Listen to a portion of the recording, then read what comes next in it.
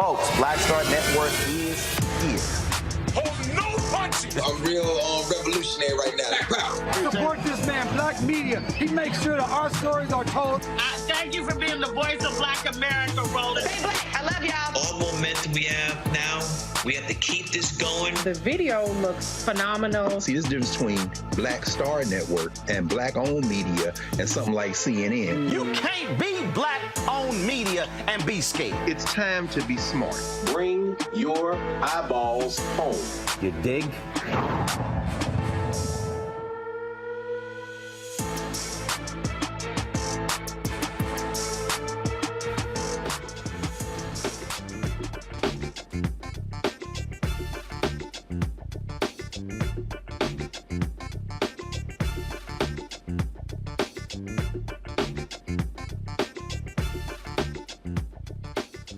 Today is Wednesday, June 14th, 2023. Coming up on Roland Martin Unfiltered, streaming live on the Black Star Network.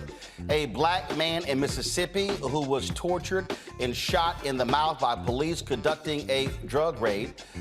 His lawyers have filed a $400 million federal lawsuit. We'll talk with the attorney for Michael Corey Jenkins about this suit. Access to child care is becoming increasingly challenging. We'll talk to the Vice President of External Affairs at the Ann Casey Foundation about parents who are struggling to find alternatives to raising their children. Today on Capitol Hill, the Congressional Black Caucus calls for Henrietta Lacks to receive the Congressional Gold Medal, recognizing her contributions to science and medicine.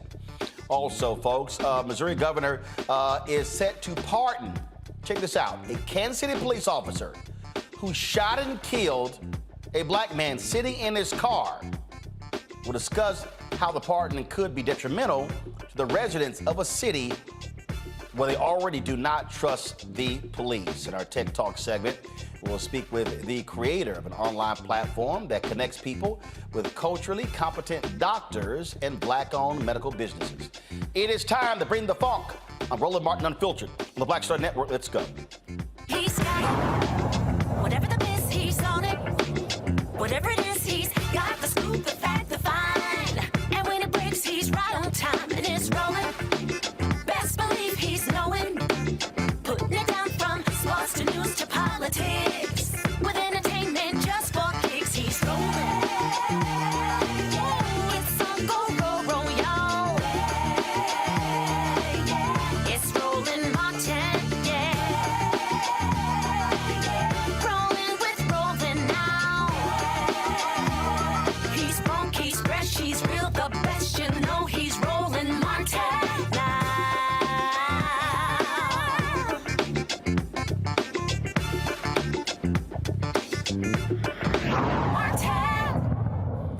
It pains us to have to lead this show on too many days with stories involving black men and black women who have been shot or killed by police. Unfortunately, that is the reality of our existence, but also it's the reality that mainstream media typically ignores many of these stories, which is why black-owned media matters.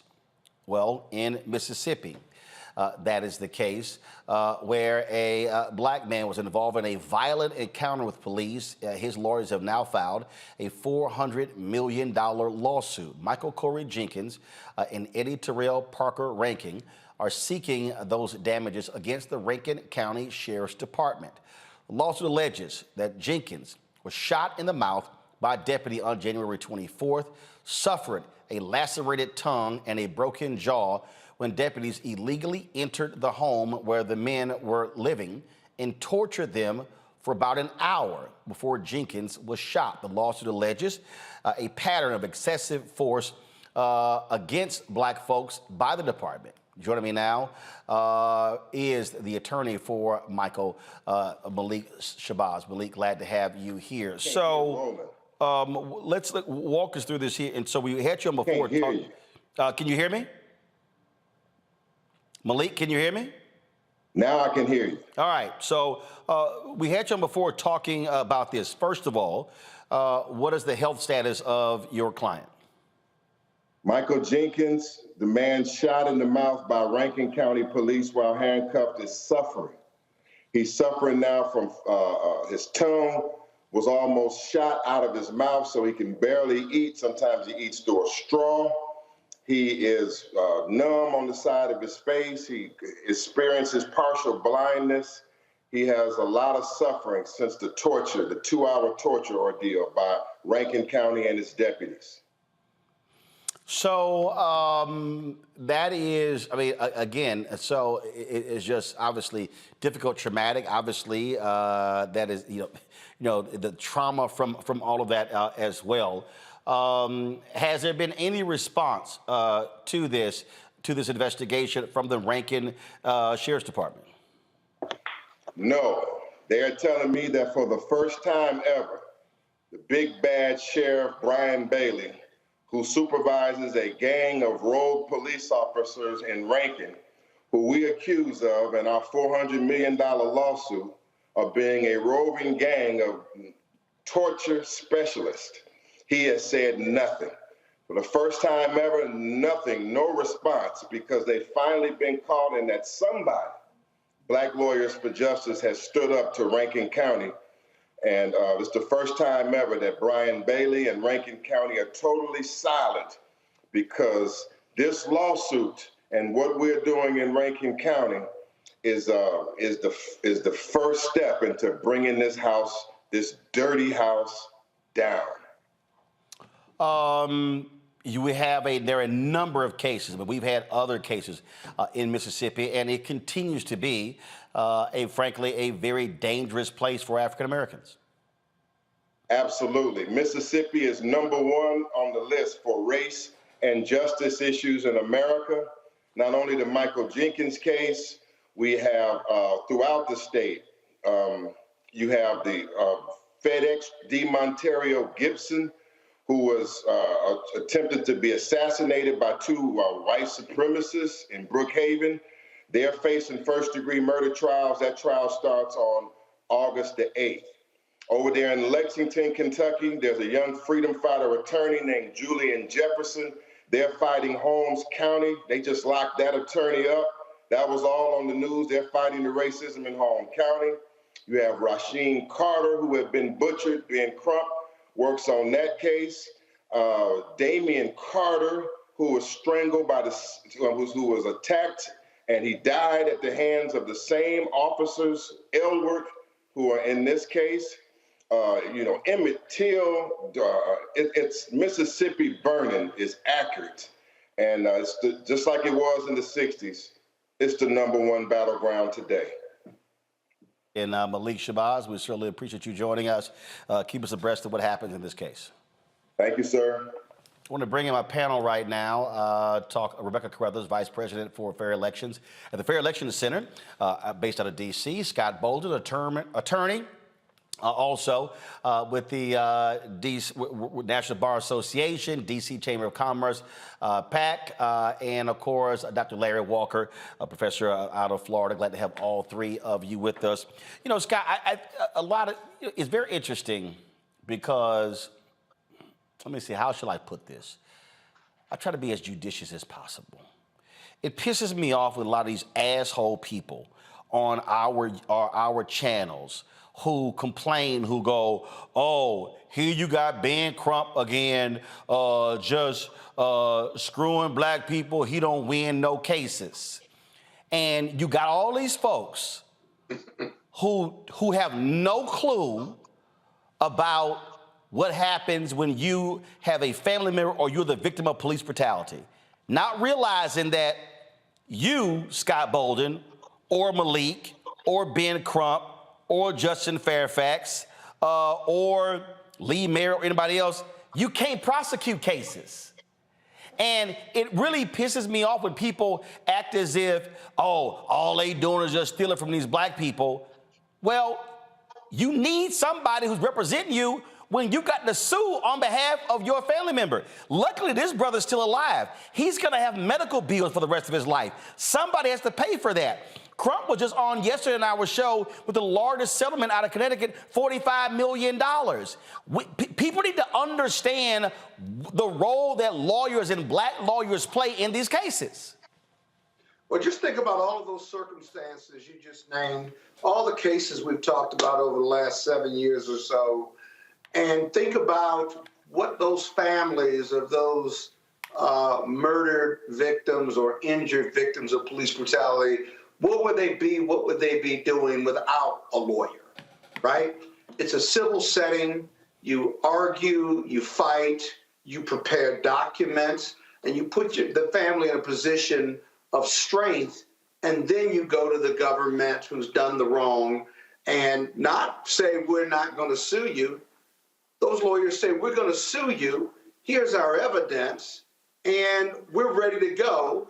If you want to settle, like 90% of the civil cases do, that's no different than any other civil case. And they're getting multi-million-dollar judgments that indicate that the government whose agents committed those bad acts don't want to try the case, don't want to litigate the case. And those settlements that come out of the public funds serve as a deterrent, we'd like to think, although that's a question, a deterrent to further bad acts by bad acting police officers. It's called the civil justice system, and really works better than the criminal justice system, because in the civil justice system, you get discovery. It's on the civil side, and while whether it's criminal or civil, you're not going to bring back the murdered victim. The family can certainly be compensated and made whole by a financial settlement. It's as old as the law itself in this country. So I don't understand those who complain about the civil justice system. You could take Ben Crump out and put anybody in his place, and they still have to go through the same civil justice process. I guess why it angers me so much, Rebecca, is because, and I know this very well because I've had to talk to these families. Mm-hmm. And I am not trying to disparage any of these people, but I can tell you, based upon my experience, none of these people asked to be put in front of cameras. A lot of these folks, they're not educated, meaning they're not college educated. A lot of folks are poor. They don't know the law. They don't know the ins and outs. And so we need to understand, this is why you need black lawyers. People need to understand, for all the people who extol Johnny Cochran, these are the cases that made Johnny Cochran before O.J. Simpson. And that's the thing, it just drives me crazy when people don't understand why you have to have your black legal advocates fighting on behalf of the Breonna Taylors, of the Walter Scotts, and we could go on and on and on. And unfortunately, we see too many of these folks dying. That's not on us, but thank God we've got, again, black legal titans who are fighting the good fight. You know, white supremacy has a lot of people messed up. White supremacy has black people thinking that there is something wrong with black warriors in the law standing up for black communities. God forbid any of our families get shot and killed by the state, i.e. the police. I actually have had a family member who got shot and killed by the Los Angeles Police Department. You want the Ben Crumps of the world to show up and stand there as a vanguard on behalf of your family. Most people in this type of crisis situation do not know how to handle it, which is the reason why we need more black attorneys and we need more black civil rights attorneys, because it's not just that attorney that's showing up, but it's that attorney's full team that's doing the media relations, that's actually talking to community members who actually have the experience to negotiate and find some type of justice. We know there is no monetary award that could bring someone back, but we do know in a country like America that's rooted in capitalism, we show them the pain by demanding money for these murders that's carried out by state actors, i.e. law enforcement. The thing here, Larry, I love, and the reason why I understand this, because I love these people who want to trash media. You ain't this, you ain't that. But I'll be happy to show all these haters the countless emails I get from black people who say they've been discriminated against, their family members have been locked up wrongfully, and they need help. See, folk love to crap on lawyers until your ass need one. People love to trash journalists until you need something exposed. And a lot of these people out here who love to run their mouths on social media, they can do so until they're the ones who are in trouble, and then they go, oh, damn, I'm sure glad there is somebody there to help me out. You hit it right on the nose, Roland. And what you do in terms of your show and your platform is really giving a voice to the voiceless.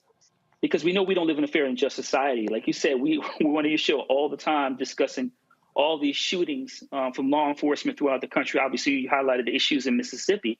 But listen, a lot of folks out there are all about talking the talk and don't want to walk the walk. These issues have been going on for years and will unfortunately continue to happen if we don't address these issues. And part of that is in the cases when you need to sue these folks for millions of dollars, hopefully these police departments and jurisdictions will realize that it's not cost effective to let these police officers continue to be rogue, going around and shooting and in some cases killing black folks. And this case in Mississippi, and particularly Roland, reminds me even what happened, we read years ago about what happened in Chicago, in which they tortured black men for years. So we know that historically in this country, this is, Mississippi's not the only jurisdiction, certainly not the only state where we've seen some of these, allegations of black men being tortured. This is a horrific story. This should be a story to be running all platforms everywhere in the United States. And once again, asking the question about what are folks prepared to do in terms of addressing this issue of police reform. But we can't continue to stand by and let black folks be shot. And like I said, in some cases being killed. And once again, discussing these issues on your show is important because otherwise the voiceless go unheard. Absolutely. Hold tight one second. I go to a break. We'll be right back on Roland Martin Unfiltered on the Black Star Network. If you're watching on YouTube, hit that like button, y'all.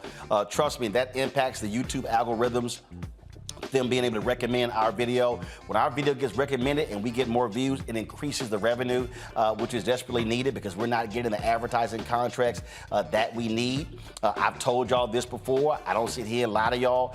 It takes $195,000 a month to run the Black Star Network. That's everything.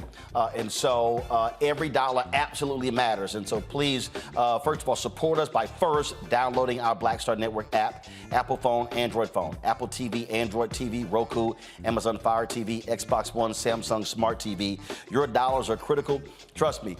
Look, y'all, I run the math. I look at the bank account every single day. And I'm telling y'all right now, again, if we're able to get 20,000 of our fans, then we got 4 million people. Let me help y'all out. We almost got 1.1 million subscribers on YouTube. We got 1.3 million followers on our Facebook page.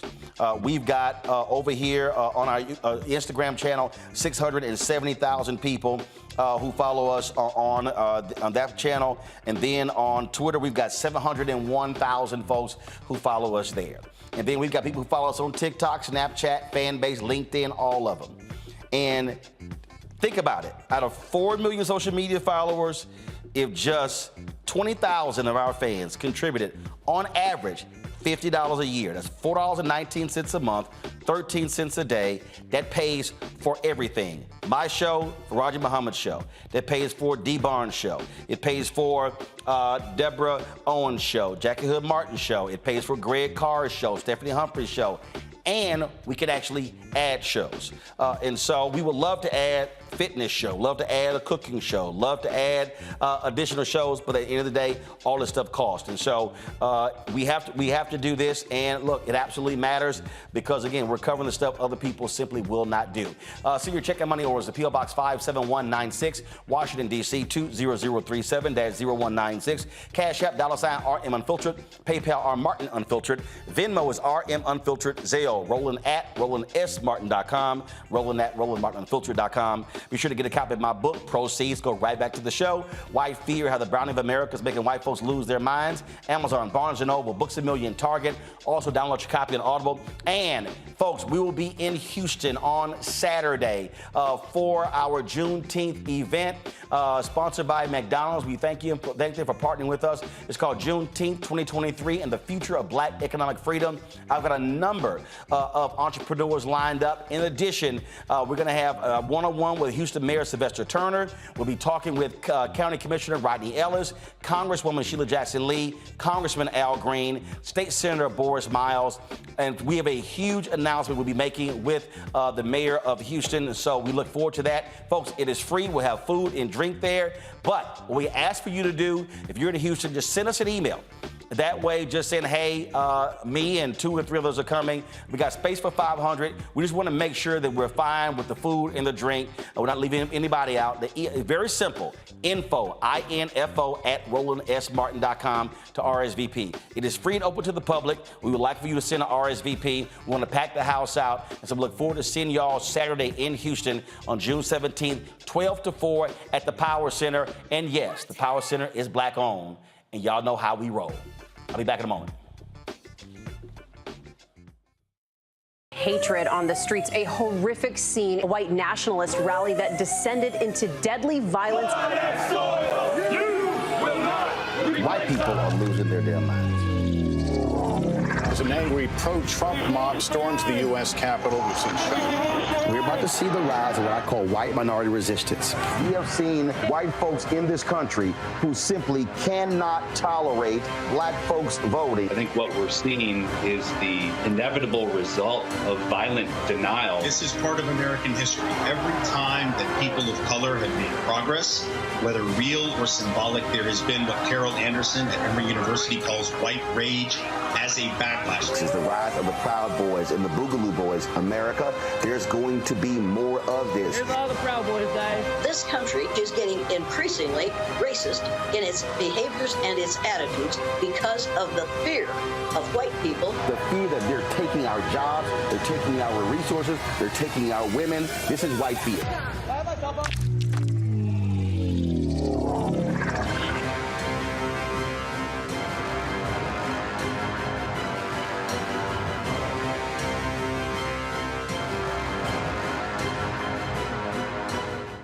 Black Star Network is here. Oh, no punch! I'm real revolutionary right now. Thank you for being the voice of Black America. All momentum we have now, we have to keep this going. The video looks phenomenal. See, this difference between Black Star Network and black-owned media and something like CNN. You can't be black-owned media and be scared. It's time to be smart. Bring your eyeballs home. You dig? Hey, what's up, y'all? I'm Devon Frank. I'm Dr. Robin B., pharmacist and fitness coach, and you're watching Roland Martin Unfiltered.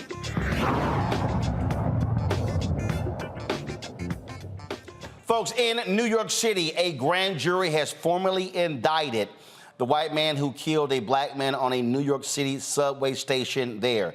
Daniel Penny has been indicted. He's a former Marine. He's been indicted for killing of this young man, of course, Jordan Neely. Daniel Penny has been indicted. Now, we do not know the actual charges, okay? But we do know that Penny was facing second-degree manslaughter charges. And, of course, the Manhattan DA's office believed that they had enough evidence to actually indict him on second-degree manslaughter charges. That took place on May 1st. I want to go back to my panel here. Scott, this is, look, you've been a prosecutor, defense attorney. All right, here you got this case here, Scott. We got video of it. They say, we felt threatened. Some people thought this man had a gun. He did not. He literally gets choked to death on the train. At what point, frankly, do you go from, detaining someone, meaning just holding them down, to literally choking the life out of them? Well, what was he trying to do? A citizen's arrest of some kind, like it was Andy Griffith's show? I mean, think about it. And then you look at the video, the deceased was not fighting anyone. You ever rode the subway in New York, Roland? Anybody on the show? I rode the subway for 5 years as a prosecutor. If I held down every individual that got on and started singing and dancing or performing or complaining about their life or giving a political or civil rights speech, thousands of us would be committed if we touched that individual or held them down and what have you. Look at this video. This person is not even resisting. And who is the defendant who decides to take it on himself to be the hero where no one is being injured whatsoever? Scott, his attorneys say,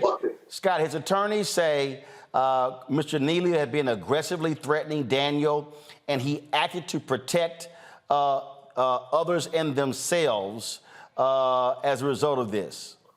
But when he grabbed him, how come there wasn't a fight? And you walked up behind him, from what the reports I've read, and then when you grab him and take him down, and he's not resisting, so now you made the first contact, right? He hadn't done anything to you, hadn't said anything to you, and even if he had, he still hasn't touched you. Force must be met with force under New York law. This isn't stand your ground. This guy was homeless and had mental challenges, if you will. And I am telling you, they probably indicted him on second-degree manslaughter, but New York has had this subway issue before, 30-plus years ago, when Bernie Goetz shot some young toughs. He got off, actually, even though he was prosecuted. He shot some young toughs who were unarmed and who were just on the subway talking. So we've seen this in New York before, but in 2023, 2024, it's a new day.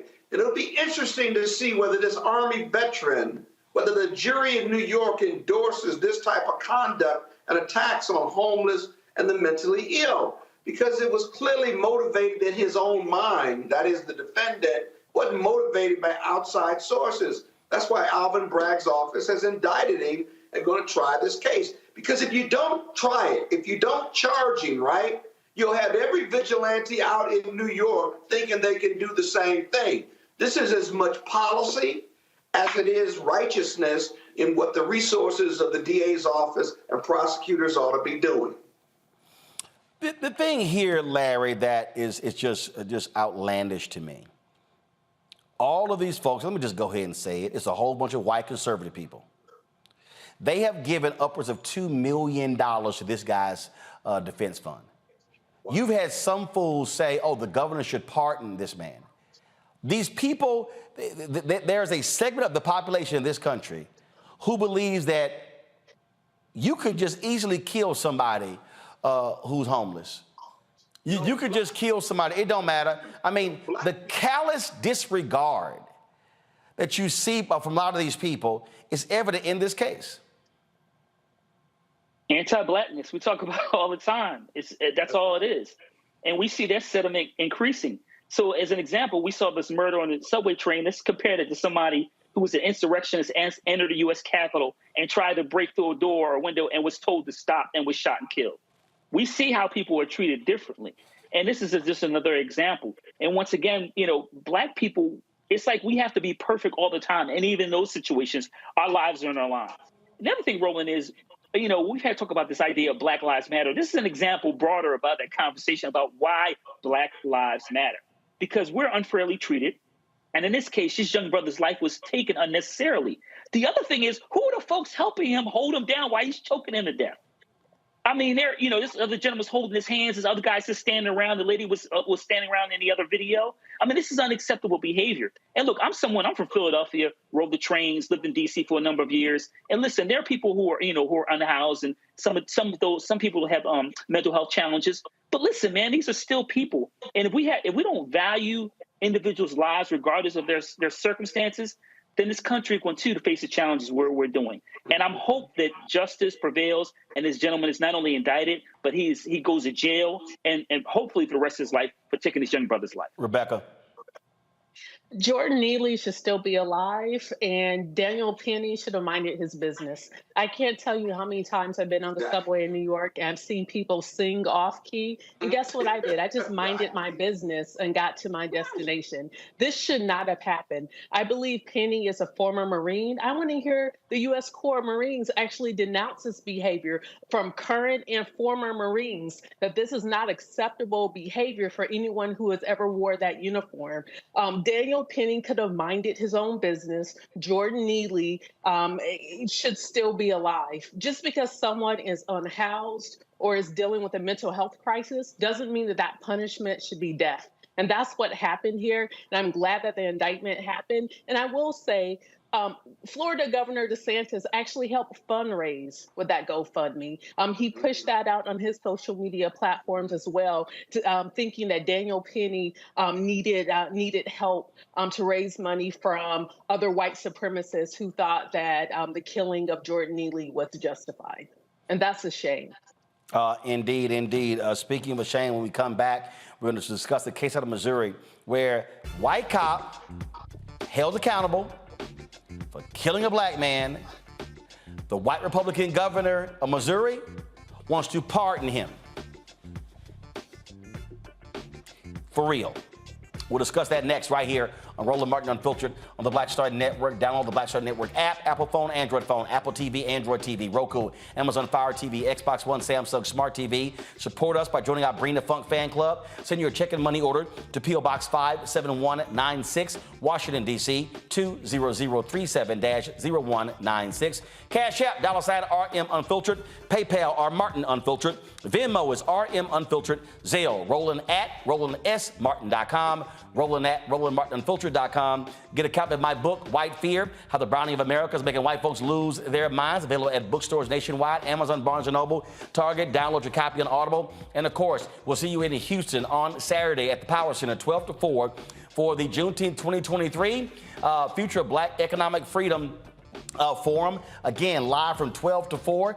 Folks, it's free, open to the public, but we want you to register. Send an RSVP to info, I-N-F-O, at RolandSMartin.com, I-N-F-O, at RolandSMartin.com. Back in a moment. That was a pivotal time. I remember Kevin Hart telling me that. He's like, man, what you doing, man? You got to stay on stage. And I was like, yeah, well, I'm young, thinking, like, I'm good. And he was absolutely right. What show was the other time? This was one-on-one. Got it. During that time. So you're doing one-on-one, going great. Yeah. You making money. You like. I'm like, I don't need to leave. I don't need to leave from Wednesday, Thursday to Sunday. I didn't want to do that. It was just like, I'm gonna stay here. Or I didn't want to finish work Friday, fly out, go do a gig Saturday, Sunday. I was like, I don't have to do that. And I lost a little bit of that hunger that I had in New York. I would hit all the clubs, run around.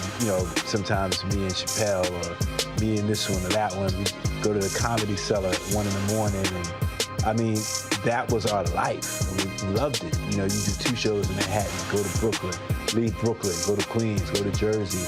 And I got complacent. I was like, I got this money, I'm good. I don't need to go chase that, because that money wasn't at the same level that I was making, but what I was missing was that training. Yes. Was that. And it wasn't the money. It was the money. It was that's what I needed.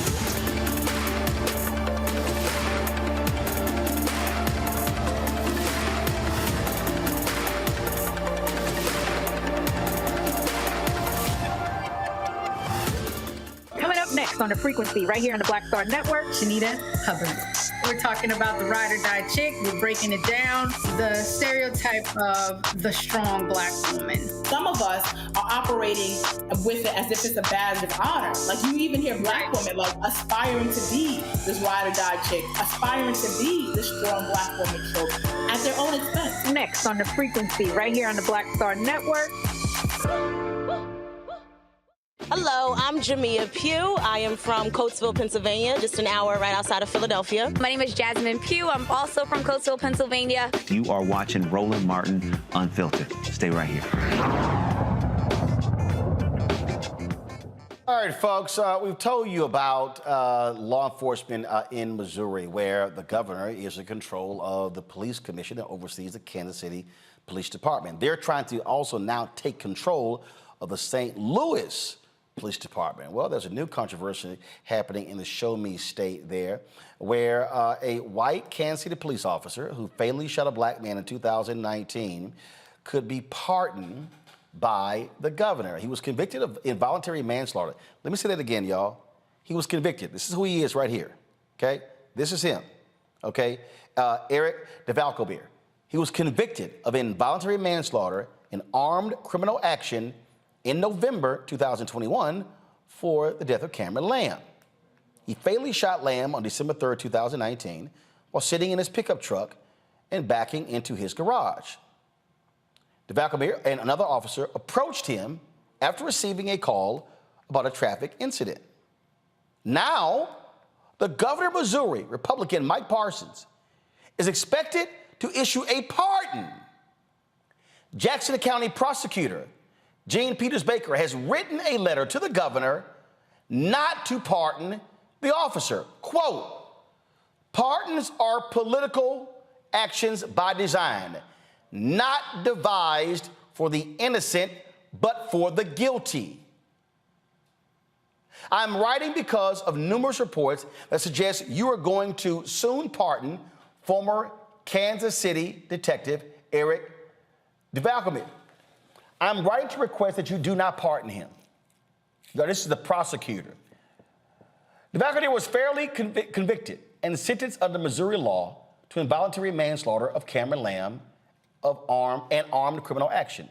Your pardon would preempt Attorney General Bailey's defense of this conviction and subvert the rule of law. But this is the so-called law and order crowd. But you notice they only like law and order when it applies to everybody but cops. Gwen Grant's president and CEO of the Urban League of Greater Kansas City. Gwen, glad to have you here. This has obviously caused a lot of drama there in Kansas City. Absolutely. And it's really unconscionable to think that the governor would pardon DeValcobeer. He has not served one day in jail. He was he was found guilty by a judge. He requested and received a bench trial. The judge found him guilty of involuntary manslaughter and armed criminal action. And then he filed an appeal, and this same judge granted him to bail. If he were a black defendant, we know if he had been convicted of a crime as a black man, he would not have been allowed to remain free on bail pending his appeal. So let's be clear. This happened in 2019. Mm-hmm. He's convicted in November 2021. He's sentenced to 6 years in prison in March of 2022. This is now June 2023, okay, 15 months later. He hasn't spent a day in jail. Normally when cops ask for a bench trial, a lot of times they win because the judges, been happening in Baltimore, the death of Freddie Gray. This bench judge convicted him. Right, exactly. And the governor wants to step in with a pardon? Yes. So, yeah, we were really excited about the verdict. This is the first time that a cop has been convicted of a crime of murder, manslaughter, anything against a black person in Kansas City in the history. We can't find any proof that any conviction has been achieved prior to now. So the governor will subvert justice, and we expect that he will probably issue this pardon within the next week or so before the Attorney General has to file his appellate brief. So this is all tied to the political optics here. This Republican governor, the current Attorney General, was appointed by Parson to fill the vacancy after Eric Schmidt, our former Attorney General, was elected to the U.S. Senate. So this guy is serving in an appointed term. He's now being challenged by another far right-wing conservative to be elected in 2024 to officially hold the office of Attorney General. All right, here's what's crazy right here. Here's what's crazy. I'm looking at this story here. Go to my iPad, Henry. It says The timeline for the Western District Court of Appeals to hear DeValconeer's case is uncertain. The Attorney General, Andrew Bailey, has missed 6 deadlines for filing the state's brief in defense of the conviction. So you've got the Attorney General of Missouri who's like, yeah, we're not going to defend the conviction of this cop, even though the prosecutors there convicted him. Absolutely. So he filed yet another appeal last week and was granted another appeal. He has until June 26th to file the appellate brief. We learned through a number of sources that the governor is planning to pardon DeValconeer so that Bailey won't have to file the brief, because there's no political upside for Bailey to file the brief to do his job as the Attorney General, which is to fight to uphold the conviction on behalf of the victim. Also, neither the governor nor the Attorney General has reached out to Cameron Lamb's family to ask for their input to say anything to them about this case. All of this is also being pushed and championed by the very powerful lobby of the FOP. So this governor is term limited out. There's no political downside for him. He's not running again, and he's going to do this pardon to protect his protege, so that his protege won't have to deal with the backlash from the Republican base for sending a cop to jail, a white cop to jail for killing a black man, an innocent black man in Kansas City. Is it also because this prosecutor, she's a Democrat? Could be. Could be that she's a Democrat, but I think it has a whole lot more to do with this governor protecting his protege, with us being in a very right-wing, hostile state, and very pro-police, pro-law enforcement, and with no respect for Black lives. I mean, this is very similar to your previous segment. This same Attorney General's office fought with all kind of vigor and to uphold the conviction of Kevin Strickland, who was wrongfully convicted of a crime, spent 4 decades, more than 4 decades in jail, and the Attorney General's office fought and fought and fought not to overturn that conviction when the Jackson County prosecutor and others came forward that said there was proof that this man was not guilty of the crime and he should be released. So I sent a message to the AG, hey, fight to uphold this conviction for the murder of this black victim with the same amount of energy and passion that you fought to try to keep an innocent black man in jail. Wow. That is absolutely crazy. Gwen, we appreciate you joining us. Thanks a lot. Thank you. You sit here, Larry, and you just go, this is nuts. But this shows you, again, how many of these Republicans are operating in this country. They have no problem. They have no problem letting this cop go free, just like Greg Abbott in Texas, said he was going, because Tucker Carlson pushed him, was going to pardon this racist white man who was convicted of killing a white Black Lives Matter protester. Jury found him guilty, convicted, sentenced him. Governor goes, I'm going to pardon him.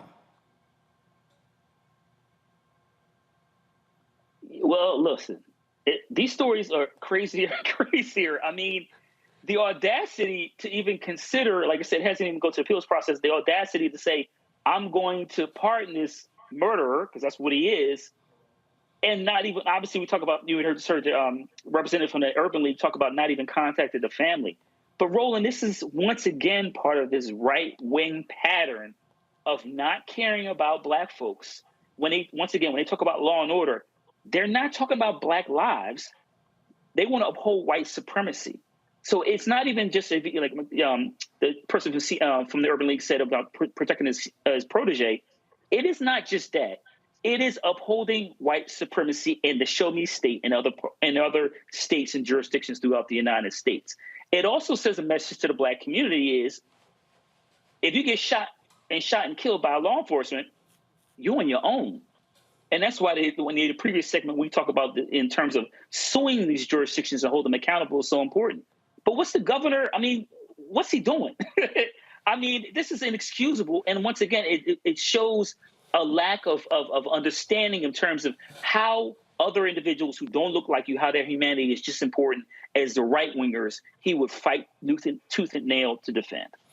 Rebecca. You know, just like my colleague said, this is the very reason why you sue. And you sue for the $400 million. You sue for the $100 million. Because we know in order to get justice, it's not just on the criminal side, but it's also on the civil side as well. But this is something that I always tell Missouri, our Missouri viewers. Look, we know that the current governor is term limited. He's not on the ballot next year. But there are other folks, including the Secretary of State, Ashcroft, who's on the ballot. There's other people who've already declared that they're going to run for governor. Make this a voting issue. Make every single candidate that's saying that they want to be the next governor of Missouri, make them justify, make them talk about this. Every single forum that's there, every single public forum, ask them this question. Hold them accountable. Do not let this go. Put pressure on them. Because I'm telling you, at some point, we're going to get a resolution with this. But it's going to take everybody. It's going to take voters showing up and saying, hey, this is what's important to me and my community. So this is how we're going to use our voice. We're going to use our vote to make sure that we're getting the folks in office who are doing the right thing instead of folks who are looking the other way when the state can judiciously kill somebody. Scott? Yeah, you know, I agree with my colleagues on all of this. The question is there a pardon board? I was looking this up earlier today. I couldn't figure out whether it was a pardon board or the governor could do this. But when we run into cases like this, it really drives home the thought process of Black Lives Matter, and that there are some white right-wing extremists or even GOP members that simply don't think the value of my life and your life is the same for people that don't look like us, for white Americans, that their life is far more important than any of our brothers and sisters, Black brothers and sisters out here who may be the part of the least lost and left out. And then, you know, white Republicans will push back on that statement I just gave and defend this conduct. The video shows where the police officer's on the stand crying. I guess he's either apologizing or trying to explain what happened because this kid was innocent, didn't have a gun, and was backing into his own garage.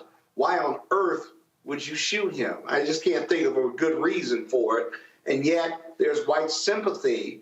You know, you wrote a book on white fear and white craziness and stuff. Well, you know, there's white sympathy out here for those who get caught shooting Black and brown people.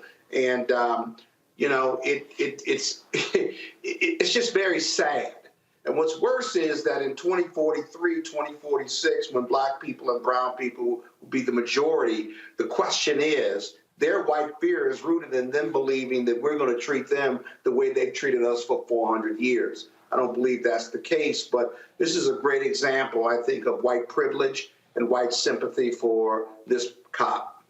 All right, hold tight 1 second, folks. Got to go to a break. We'll be back on Roland Martin Unfiltered on the Black Star Network. Download our app, Apple phone, Android phone, Apple TV, Android TV, Roku, Amazon Fire TV, Xbox One, Samsung Smart TV. Be sure to join our Bring the Funk fan club. Your resources absolutely matter.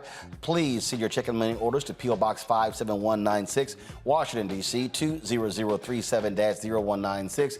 If you want to do so, Cash App, $RM Unfiltered. PayPal is R Martin Unfiltered. Venmo is RM Unfiltered. Zelle, Roland at RolandSMartin.com. Roland at RolandMartinUnfiltered.com. We'll be right back. When you talk about blackness and what happens in Black culture, we're about covering these things that matter to us, speaking to our issues and concerns. This is a genuine people-powered movement. There's a lot of stuff that we're not getting. You get it, and you spread the word. We wish to plead our own cause too long have others spoken for us. We cannot tell our own story if we can't pay for it. This is about covering us. Invest in Black-owned media. Your dollars matter. We don't have to keep asking them to cover our stuff. So please support us in what we do, folks. We want to hit 2,000 people, $50 this month, raise $100,000. We're behind 100,000, so we want to hit that. Y'all money makes this possible.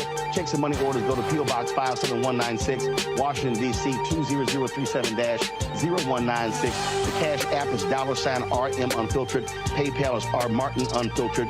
Venmo is RM Unfiltered. Zelle is Roland@RolandSMartin.com. On the next, A Balanced Life with me, Dr. Jackie, owning your energy and how to use it. Trust me, it impacts the people on your job, who you attract, and even your love life. What you give out is what comes back to you. So like attracts like, right? So if you come in with a negative space and I match that negative energy, then 2 seconds later, somebody else coming with more negative energy, and then I was just always just matching negative stuff. And here's the kicker. If you're not careful, that energy can even be stolen. That's all next on A Balanced Life on Black Star Network.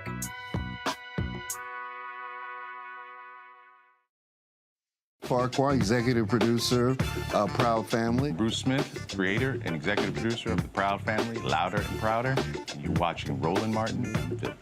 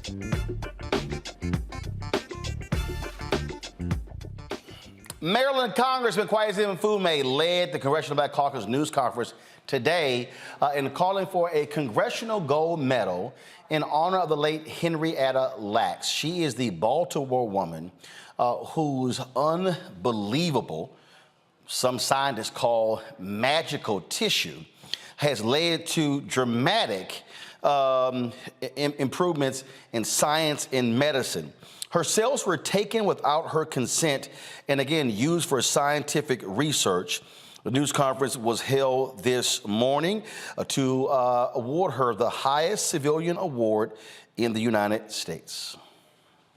I'm here for another reason, and that is to commemorate and to recognize the immortal life of Henrietta Lacks, and to do so in a way that I think sets her apart from so many, many others. It's to be able to award Ms. Lacks the Congressional Medal of Honor. In just a few moments, I'm going to go to the floor of the House and formally introduce this bill. And I would urge all of my colleagues in the House and the Senate to move forthwith toward its passage as a real statement of where we are. It's been said, but I will be redundant for just a moment. Her cells, the HeLa cells, which are still very much alive, had contributed to the polio vaccine and a number of drugs used to treat cancer, HIV, hemophilia, leukemia, and Parkinson's disease. There are a lot of people in this country and indeed around the world that are walking today benefiting from the research and from the further development of those cells.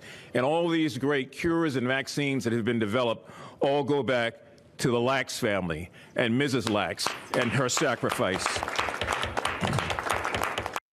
She was never compensated for that. Her family found out years later that was the case. HBO did a movie that was executive produced and starred Oprah Winfrey and Renee Goldsberry in it as well. It is a remarkable story.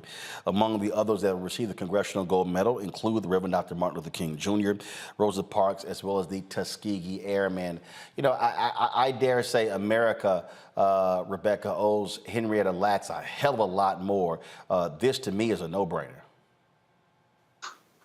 They owe her family, and there's many other Black folks who were experimented on and never received any of the intellectual property for their advancements in medicine. So while this is a great first step in making sure that this is in the congressional record, there's a lot of money that's owed to her family. Scott? And Johns Hopkins as well. Somebody's supposed to get paid off this, and not the lawyers. My goodness, every country in the world ought to be compensating this family on top of the congressional award. But, you know, when I hear white supremacists talk about our land, our blood, or our soil and what have you, as if they built America, as if they built our professions of medical and legal and architectural and business, you know, I just shake my head at their ignorance, because this is an incredible example. You couple this with the Tuskegee syphilis test, that Black people just weren't valued, but despite all of that, contribute mightily to the development of our communities, our societies, and our country. And this is really a sad case, and I certainly think she ought to get the medal, but we ought to be moving or even suing after the fact for some compensation for the wrong that this woman went through. Beautiful lady, too. And of course, beautiful pictures. And of course, Larry and Ron DeSantis' world, students would never learn about this history. Good point. So good point. Those are facts, though. So let me say that about the point you made is that I lived in Baltimore, and fortunately, Roland, the students in the public school system are taught about Mrs. Lacks, and I would say her contribution, involuntary contribution, but obviously saved the lives in terms of what scientists have been able to utilize from herself, saved the lives of millions of individuals throughout the world. But it's a really good point you talk about with DeSantis and this focus on not having the conversations about racism. The other point I want to make, and this is another example in which, in terms of the medical community, in terms of how it has used Black women, whether we talk about Lacks or gynecologists in terms of experimentation on Black women, is a long history of Black women being their bodies not given the kind of autonomy they deserve in terms of research. Oh, absolutely, absolutely. All right, folks. Hold on one second. We come back. We're going to talk about child care and the tremendous cost of child care, how it damn near costs as much as having a house mortgage. A lot of folks say this is holding a number of Black and brown families back. We'll discuss that next right here on Roland Martin Unfiltered on the Black Star Network. Don't forget, support us in what we do. Send your check and money order to P.O. Box 57196, Washington, D.C. 20037-0196. Cash App, $RM Unfiltered. PayPal, R Martin Unfiltered. Venmo is RM Unfiltered. Zelle is Roland at RolandSMartin.com. Roland at RolandMartinUnfiltered.com. We'll be right back. Question for you. Are you stuck? Do you feel like you're hitting a wall and it's keeping you from achieving prosperity? Well, you're not alone. On the next Get Wealthy with me, Deborah Owens, America's Wealth Coach, you're going to learn what you need to do to become unstuck and unstoppable. The fabulous author Janine K. Brown will be with us sharing with you exactly what you need to do to finally achieve the level of financial success you desire through your career. Because when I talk about being bold in the workplaces, I'm talking about that inner boldness that you have to take a risk, to go after what you want, to speak up when others are not. That's right here on Get Wealthy, only on Black Star Network.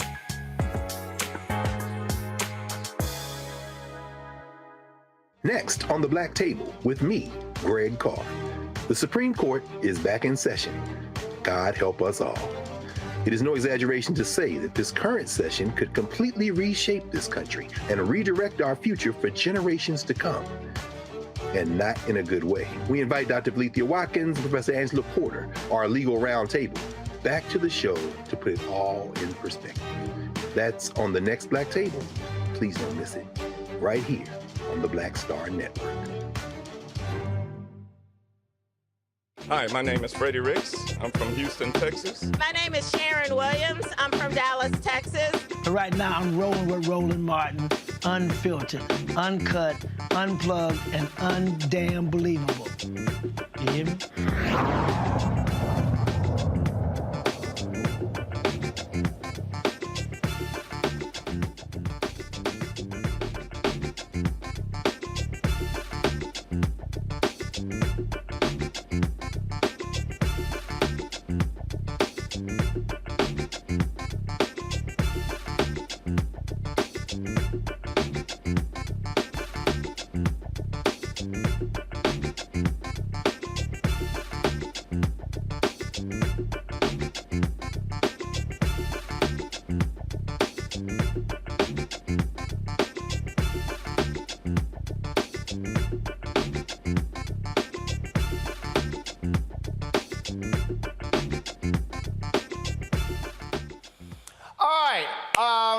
I ain't got no kids. I ain't never had no kids. But my wife and I have raised 6 of my nieces on numerous occasions. And man, let me tell y'all something. When my twin nieces came to live with us in Chicago, they were a year and a half, they're 18 now. They just turned 19. I can't keep up. So the twins were a year and a half when they came to live with us. Damn is how I responded when I found out how much childcare costs. So we're talking at least 17 years ago. And it was $1,500, $2,000 a month for twins and childcare. Other folks are paying a ridiculous amount more of childcare. It's crazy. Before I go to my guests, Larry, Rebecca, Scott, y'all got any childcare cost horror stories? Well, I let me tell personally you. do not, but Larry first. Go ahead, Larry. Go ahead. So when my son was young, we were living in D.C., so you already know about the cost of living. But you just highlighted how much money it costs. But I remember we had to move my son from one daycare center to the other, and they were all full. So we had to figure out who was going to watch our son during the day. But at the time I was working on Capitol Hill, it was an absolute nightmare. Rebecca? my friends in DC pay about $2,000 a month per child.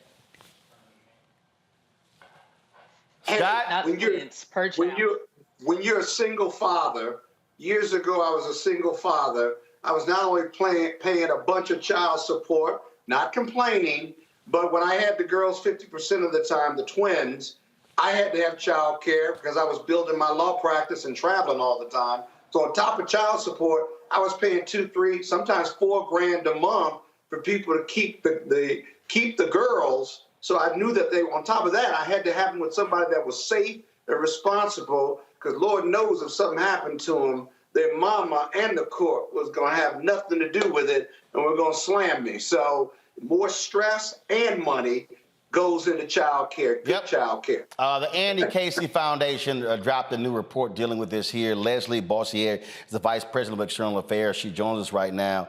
And Leslie, this is, I mean, the cost is no joke, and it's only gotten worse.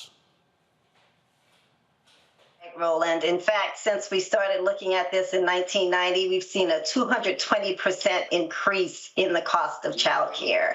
So many families are just completely priced out. On average in the United States, it's $10,000 per year for one child.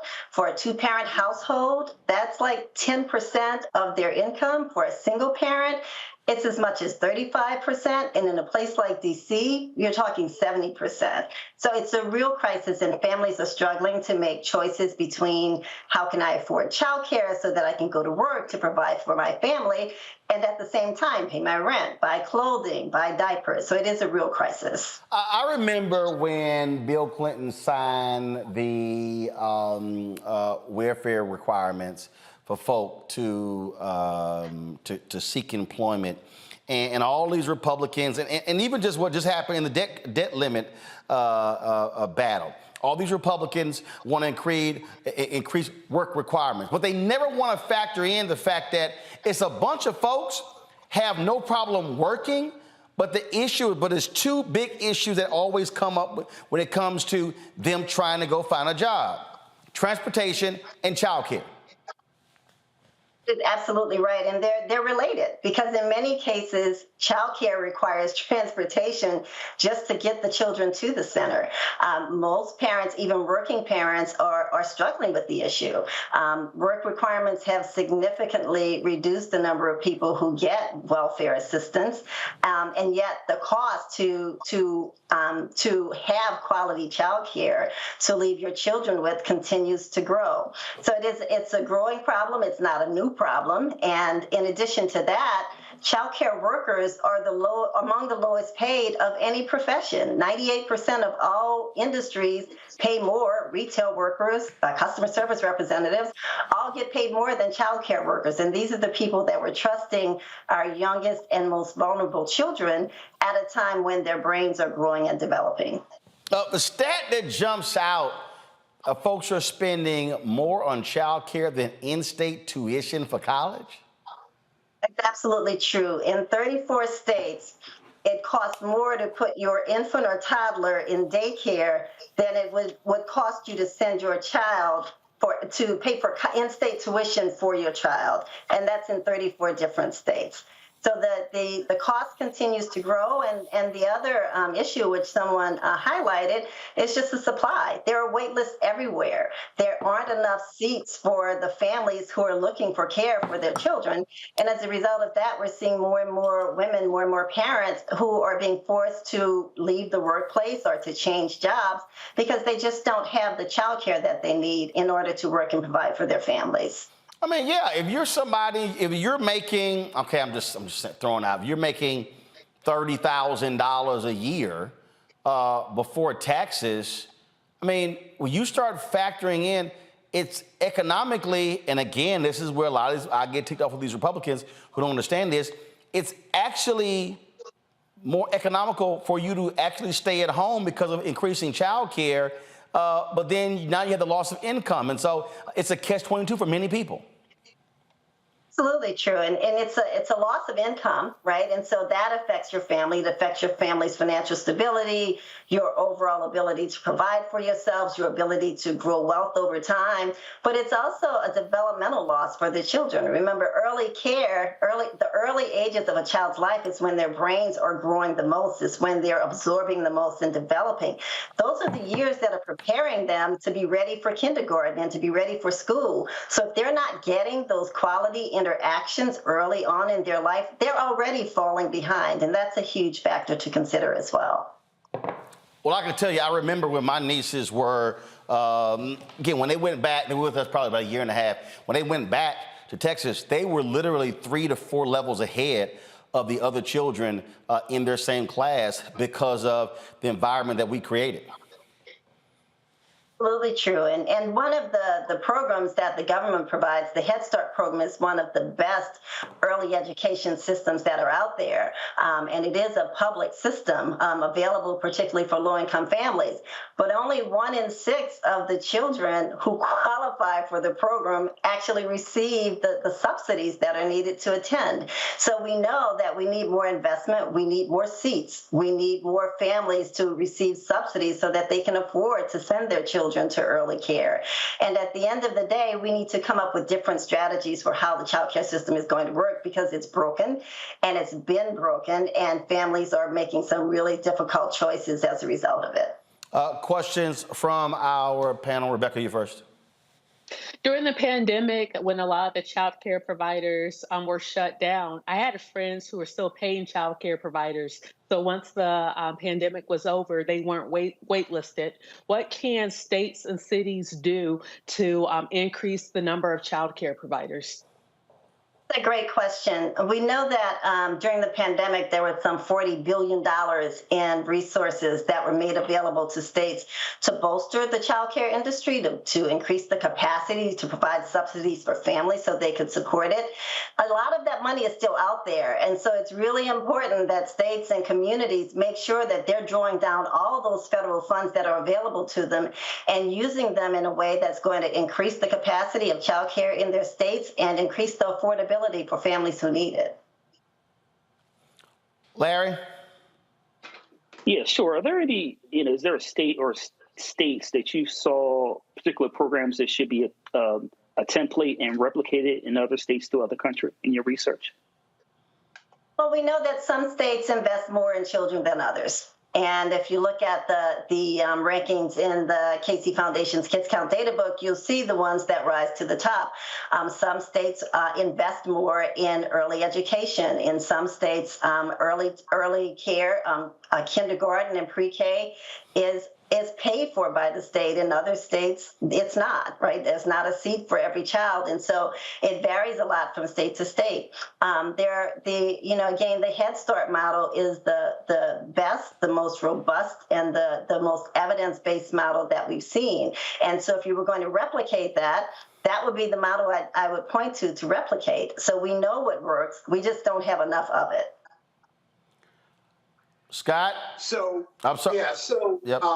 Thank you for this report. You certainly identified the issue, but how to resolve this issue? What are the top 3 recommendations you have to resolve the cost and high costs for child care in America, whether you're rich, poor, or middle class? It's a great point, because whether you have kids or not, and no matter where you are, a good child care system is important to a functioning economy. And so it's imperative for all of us that we lean in on the issue. And there are some things that we know work, right? We know that when the federal government and when state governments provide resources, we saw during the pandemic that we were able to save 3 million seats that would have gone away had those resources not been invested. So one of the things we need to make sure is that the states are doing the best that they can and really drawing down the funds that are out there and putting them to work. There's also federal legislation. It's called the Child Care and Development Block Grant Act that allows funding to go to the states that they can draw down to use for child care, to build capacity, to provide subsidies to low-income families, to fund pre-K and Head Start seats. There's just not enough of it. We need that act. We need it reauthorized. We need more money invested in it. And we need to make sure that every family that needs access to child care has access to affordable, accessible child care. And then the last thing that I would say is this is a public-private issue, right? That child care is a workforce support. That families need child care not only as an early education system, but so that they can go to work. And so therefore, we need both the public sector, the elected officials, and we also need the private sector to get involved in the issue and to think about things like, how do we increase the number of home-based care providers that are out there? The largest number of toddlers and infants are served in home-based care. We just don't have enough centers. And the licensing regulations make it almost cost prohibitive for new home-based providers to get in.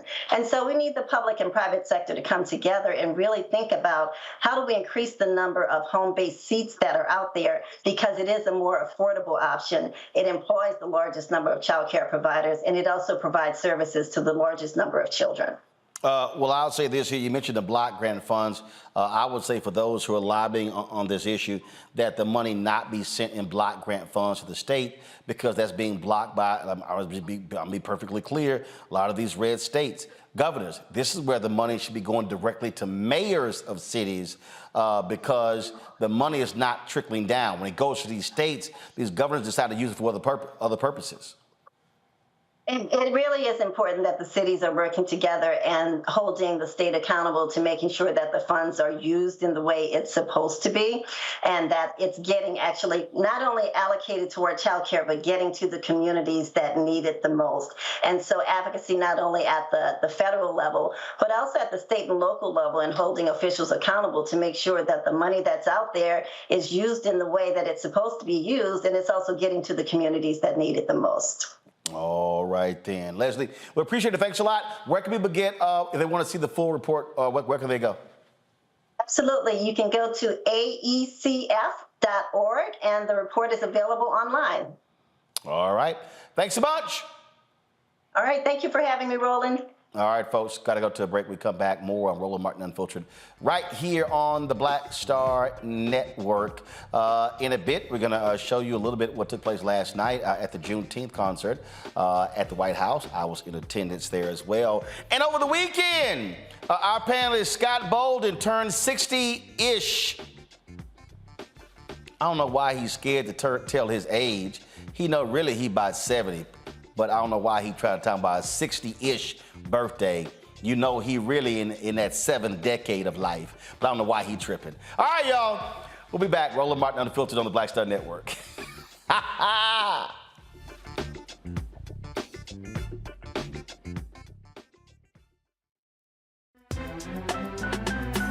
Faraji Muhammad, live from LA. And this is The Culture. The Culture is a two-way conversation. You and me. We talk about the stories, politics, the good, the bad, and the downright ugly. So join our community every day at 3 p.m. Eastern and let your voice be heard. Hey, we're all in this together. So let's talk about it and see what kind of trouble we can get into. It's The Culture, weekdays at 3, only on the Black Star Network. Hatred on the streets, a horrific scene, a white nationalist rally that descended into deadly violence. White people are losing their damn minds. As an angry pro-Trump mob storms the U.S. Capitol, we've seen We're about to see the rise of what I call white minority resistance. We have seen white folks in this country who simply cannot tolerate black folks voting. I think what we're seeing is the inevitable result of violent denial. This is part of American history. Every time that people of color have made progress, whether real or symbolic, there has been what Carol Anderson at Emory University calls white rage as a backlash. This is the rise of the Proud Boys and the Boogaloo Boys. America, there's going to be more of this. Here's all the Proud Boys, guys. This country is getting increasingly racist in its behaviors and its attitudes because of the fear of white people. The fear that they're taking our jobs, they're taking our resources, they're taking our women. This is white fear.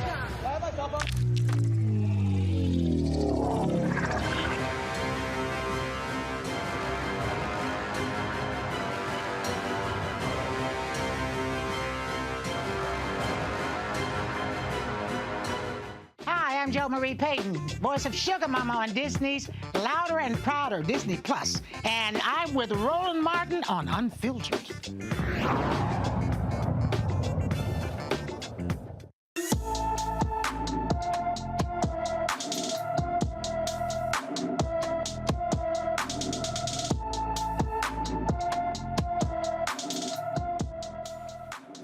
Joshua Andrew Greer was last seen on May 29 near the Ranger Hole Trail in Brennan, Washington. He was hiking with his dog when he went missing. According to his family, his dog was tied to a tree at the scene, and his clothing, shoes, backpack, and wallet were found nearby. Joshua is 6 feet 2 inches tall, weighs 220 pounds, with blonde, highlighted, twisted hair and brown eyes. He has roses tattooed on the back of his neck and sleeve tattoos on both arms. Anyone with information about Joshua is urged to call the Jefferson County, Washington Sheriff's Office at 360-344-9762, 360-344-9762. We opened the show talking about a case in Mississippi where attorneys are suing a sheriff's department for $400 million for a black man who was shot and they say tortured. Well, In another case, a Mississippi police officer who shot an unarmed 11-year-old black boy in his home has been suspended without pay. The Indianola Board of Aldermen voted to stop paying Sergeant Greg Capers immediately. Capers shot Adarian Murray in the chest on May 20th when Adarian's mother, Nicola Murray, asked him to call the police. When Capers arrived at the home, he directed everyone to come out with their hands up. Adarian walked into the living room. Capers fired a shot, hitting the boy in the chest. He was hospitalized for 5 days with a collapsed lung, lacerated liver, and fractured rib. Murray's family is pushing for Capers' termination and prosecution. The family has filed a multi-million-dollar federal lawsuit against Indianola, the police chief, and Capers. The suit alleges Capers used excessive force and was improperly trained. The Mississippi Bureau of Investigation is examining the case. Capers has not been charged with any crime. A probable cause hearing is scheduled for October 2nd in the Sunflower County Circuit Court. Scott, again, this is Mississippi, but explain, how the hell you have a shooting? We'll get to Scott in a second. But it's crazy to me, Larry, you have a shooting in May and you get a probable cause hearing in October? Yeah, this entire case is another sad example of what we talk about in the show a lot, Roland. I mean, I just, when I first heard the story, and obviously talking about this evening, it really just troubles me. Once again, this is kind of example and reminds me of Public Enemy and Chuck Dingley says, "Every brother ain't a brother." You know, this is a black cop shooting a black 11-year-old young brother who did the right thing in terms of how to protect his mother and calling law enforcement to provide her with the kind of protection and support she needed. And it's a miracle, Roland, that he wasn't killed. I mean, to be shot in the chest and survive, obviously he has to do a lot of lifetime worth of trauma, but the fact that he survived is a blessing, and this officer should be fired. And once again, our point about, these civil cases in terms of, filing lawsuits, I'm glad they're filing a lawsuit. And hopefully the lawsuit not only will, they receive the kind of compensation they deserve, but maybe this will force the jurisdiction to make the changes that are necessary.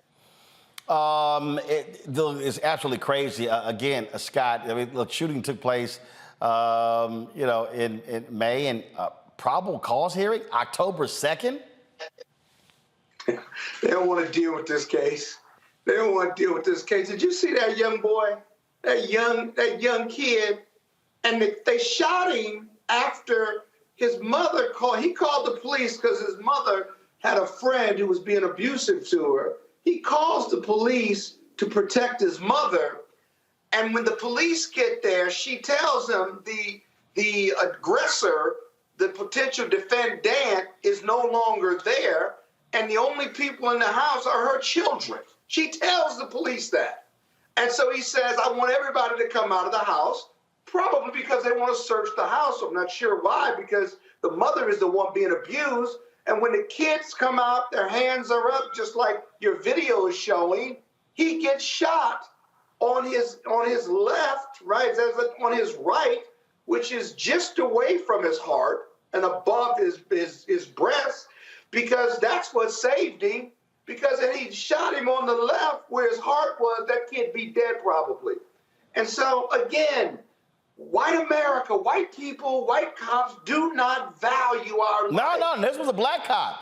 This is the black cop. But again, it's the blue line. It's the blue. It's the blue. Let me supplement. Okay, the blue line does not value the life of black people compared to white people. You've shown videos of white people with guns pushing the police and ignoring police orders and running from the police, and the police chase them. Not one of your videos have ever showed white cops or black cops shooting a white person that needs to be arrested. I dare you to show me one video on this show. One video where white people and black and white cops have shot a white assailant who is running or struggling with them or fighting them or not listening to them, ignoring them. Show me one video. It just doesn't happen. Hey, man, it is crazy to me. All right, y'all, let's talk about this. The Justice Department, they have reached a settlement agreement with the Kentucky County School District addressing complaints of racial harassment of black and multiracial students. The department's investigation uncovered numerous incidents of race-based harassment. Black and multiracial students were called derogatory racial comments, including the N-word, disproportionate discipline for black students at some district schools, and subjected to other derogatory racial comments by their peers. The school district failed to consistently or reasonably address the harassment, including racial taunts and intimidation, and was sometimes reinforced using Confederate flags and imagery. No shock there.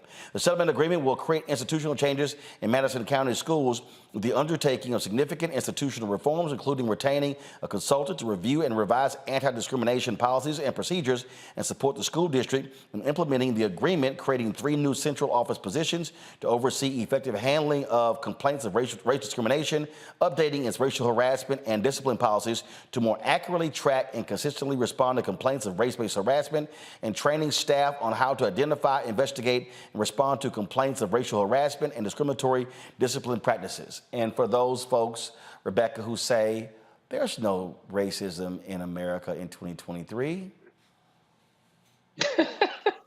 You know what? So wash, rinse, and repeat. There's many other districts across the country that we also need to see this done as well. I remember a couple of months ago on the show, there was a parent at one of who had children in Manhattan. His kids were going through the same thing to where they were being racially harassed. And he was trying to figure out, does he keep his kids in that school district, or does he send his kids somewhere else to stop the harassment?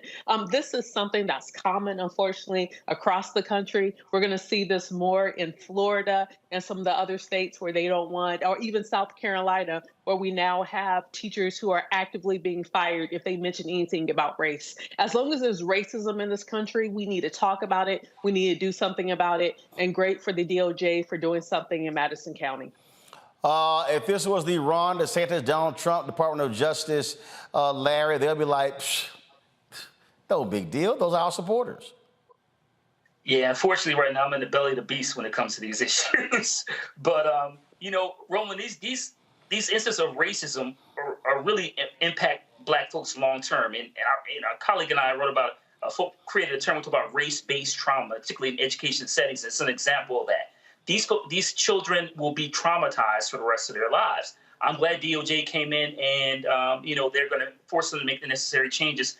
But once again, this is in terms of education context and how Black, you know, children and also not only pre-K through 12, but also in college settings, how Black folks, in terms of their racial identity, how they're treated by those in power. So once again, this is a great step. This happens across America on a daily basis in urban and rural school districts. But we have to continue to fight on the front lines to make sure our students, Black students, feel safe and protected. Scott? Yeah, real quick, Roland. I'm a victim of this type of racism in a high school. I went to an all-white Catholic high school in New Lenox, Illinois. I was called the N-word regularly, daily, weekly. My parents were civil rights activists. I went through stages of fighting, making people laugh, ignoring, going back to fighting and arguing. I stayed in school, and it was one of the main reasons, other than Martin Luther King Jr., that I went to Morehouse College. And I've been fighting white folks on racism ever since them country-fed white boys I went to school with called me the N-word. True story. Well, they are always here. All right, y'all. Western Louisiana U.S. Army base, which used to be named after one of its Confederates, is now going to be named after a Black World War I hero who also received the Medal of Honor. The base, formerly known as Fort Polk, was named after Confederate Commander Leonidas Polk, now bears the name of Sergeant William Henry Johnson. Sergeant William Henry Johnson fought off a German night raid near the Argonne Forest in 1918 while serving on the front lines in France. He was wounded 21 times while beating back the attacking forces, preventing a wounded Black comrade from being taken a prisoner. Johnson's brave actions were recognized nearly a century later when he was posthumously awarded the Congressional Medal of Honor in 2015 for conspicuous gallantry and intrepidity at the risk of his life above and beyond the call of duty. The renaming of Fort Polk to Fort Johnson marks the first time a U.S. Army base has been named after a black soldier. The renaming is part of the U.S. military's efforts to address historic racial injustice, including changing the names of 9 Army posts commemorating Confederate officers. Controller, who was the brother that Obama presented the award to? Who was the brother? All right, let's look it up. Right. I mean, was this a family member or something on those lines? Let me know. I want to go to my panel here. You said you were in the belly of the beast there, Larry. And the reality is this here, that Grand Wizard, Governor Ron DeSantis, get that clip ready as well. He already has said that he wants to keep the Confederate names. This man is doing all he can to appease all the racists in America. Mm-hmm. Yeah, Roland, I saw when he complained about Fort Bragg being, changed to, Fort Liberty. And it just, he's going as far right as you possibly. He's getting so far right, he's coming off the page. So, but you're right. His recent comments are part of an ongoing pattern of anti-blackness. And look, this story you just highlighted, this is one military hero among numerous black military heroes we'll never even know about. And also, you coincide the fact that he was doing this during Jim Crow, when he had certain rights that he didn't have when he came back to the United States. But you're right, Roland. The governor of Florida continues on this trajectory to make sure he finds any way possible to alienate black folks. And this issue, he's another bone he found in terms of the renaming of many of these bases after former Confederate traitors to the United States. It shows you these folk clearly don't give a damn about us, Rebecca. But for DeSantis to literally go, I'm going to overturn this. First of all, you dumbass, you can't overturn it. Why? Because Congress actually passed the law renaming. You just can't just decide on your own, I'm just going to change the law. It doesn't work that way. But again, it shows you this appeal to the racist in the Republican Party. That's who Ron DeSantis is saying, I'm your guy. I just want to know, why does DeSantis hate America so much? Why would he want military installations to be named after traitors, after those who committed treason, after those who wanted to dissolve the Union? Why would he support that? Why would he be against so many pro-democracy ideas? Why is he anti-democracy? I really want to know, does DeSantis actually really love America? If he doesn't love America, just like he tells other people, you could go back where you came from. Here in the United States, we support those who actually support the country, who actually support democracy, and who are actually pushing to support the ideals of this country, to make sure that every single person actually has the opportunity to self-actualize and be whoever or whatever they want to be in this country. That's what this country is about. And it doesn't sound like DeSantis actually likes America. It's a great thing, Scott, to have a base named after a Medal of Honor winner. But these Republicans like DeSantis, they prefer them to continue to be named after white domestic terrorists. Like in Germany, you can't have a swastika or any swastika stuff. It's illegal. You go to jail for it. We're the only country that had a civil war, and we still honor the Confederate flag in many states and stuff. But Polk wasn't just a war hero. I read up on this guy. He got shot 20 times, probably on 20 different occasions. 21 times. Right, at least on 10 occasions. Hell, I would have left the military after one shot. He went back for more. He was shot 20 times. This was a bad boy. President Taft called him one of the 5 bravest Americans in the history of America at the time. This dude was a bad dude.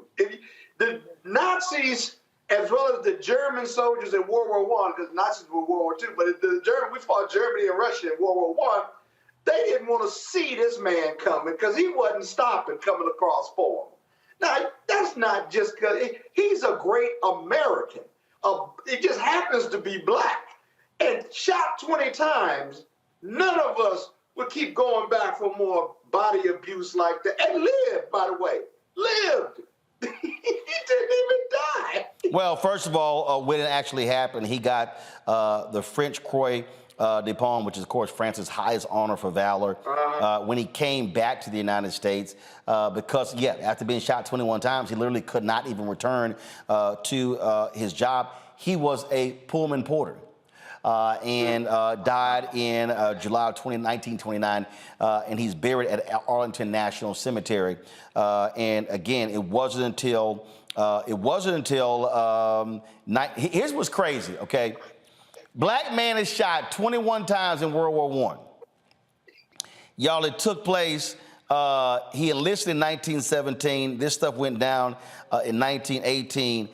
He didn't get the Purple Heart until 1996. The Purple Heart is supposed to be if your ass get wounded. Hell, he should have got 21 Purple Hearts. This was a bad boy, bro. So posthumously, he gets the Purple Heart in 1996, the Distinguished Service Cross in 2002, and it wasn't until and to your point, Theodore Roosevelt Jr. You said Taft. It was Roosevelt Jr. Said Sergeant Henry Johnson is one of the 5 bravest American soldiers in the war, which he wrote in his book, Rank and File: True Stories of the Great War. But again, y'all, it's just absolutely crazy. But again, this is America. And by the way, this is one of those stories that you would not be able to read in Ron DeSantis' America, because you have to bring up racism and Jim Crow as to why it took all these years for him to get the Medal of Freedom. I'm just saying. Going to a break. We'll be back on Roland Martin Unfiltered right here on the Black Star Network.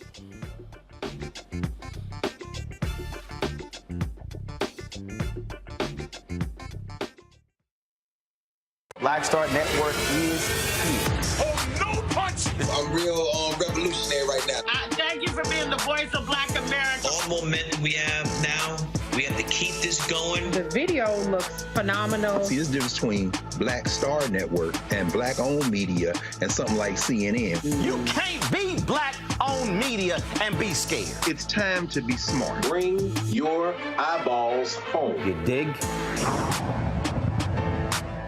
That was a pivotal time. I remember Kevin Hart telling me that. He's like, man, what you doing, man? You got to stay on stage. And I was like, yeah, well, I'm young, thinking, like, I'm good. And he was absolutely right. What show was the other time? This was one-on-one. Got it. During that time. So you're doing one-on-one, going great. Yeah. You making money. You like. I'm like, I don't need to leave. I don't need to leave from Wednesday, Thursday to Sunday. I didn't want to do that. It was just like, I'm gonna stay here. Or I didn't want to finish work Friday, fly out, go do a gig Saturday, Sunday. I was like, I don't have to do that. And I lost a little bit of that hunger that I had in New York. I would hit all the clubs, run around. Sometimes me and Chappelle, or me and this one or that one, we go to the Comedy Cellar at 1 in the morning. And that was our life. We loved it. You do 2 shows in Manhattan, go to Brooklyn, leave Brooklyn, go to Queens, go to Jersey. And I got complacent. I was like, I got this money, I'm good. I don't need to go chase that, because that money wasn't at the same level that I was making. But what I was missing was that training. Yes. Was that. And it wasn't the money. It was the money. It was that's what I needed.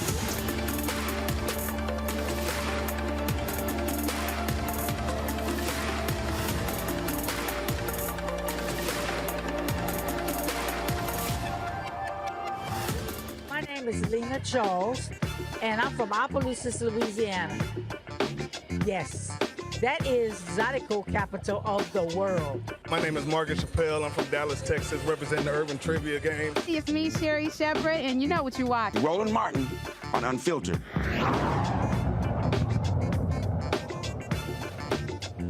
All right, folks, last night at the White House, they had their first ever Juneteenth concert. Also took place during Black Music Month. Folks from all over the country were there on the South Lawn of the White House. We were there. Of course, we went live during the show from the proceeding. Y'all can roll the video. The Vice President Kamala Harris opened the whole ceremony up. One of the folks who also spoke was Opal Lee, of course, the black woman from Fort Worth, Texas, who walked from Texas to Washington, D.C., championing Juneteenth as a federal holiday. But let me also say this here, and this is not taken away from her, but there were a number of people who have been calling for Juneteenth to be a federal holiday. A number of folks, and I must say this here, y'all pull a photo up, get it ready after we play what Opal Lee has to say. I want to give a special shout out to someone in particular, and that is the late State Representative Al Edwards. He is considered the godfather of Juneteenth because he was the one who carried the torch and got it to be a state holiday. And that's just so Scott will know, that's one of those important alpha historical moments. Because yes, Representative Al Edwards was indeed a man of Alpha Phi Alpha Fraternity Incorporated. Larry, I know it pains Scott, but that's how alphas do. Here's Opal Lee speaking last night on the South Lawn of the White House. Hello, young people. And no, you're all not young people if you're not 96. Please, could I just say this to you young folk? Make yourself a committee of one to change somebody's mind. If people can be taught to hate, they can be taught to love. And it's up to you to do it. We are the most powerful country in the whole United States. And we must get together and get rid of the disparities, the joblessness and homelessness and health care that some people can get and others can't, and climate change that we are responsible for. And if we don't do something about it, we're all going to hell in a handbasket. And with that,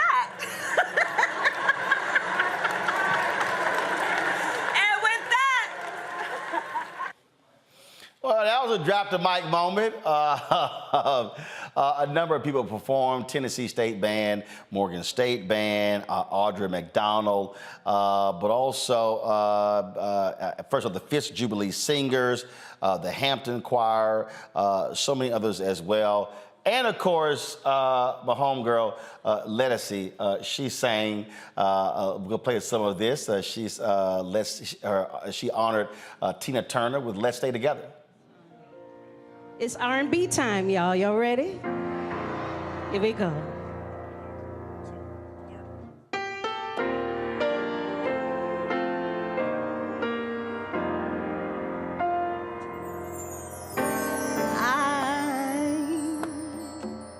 I'm so in love with you. Whatever you want to do is all right with me.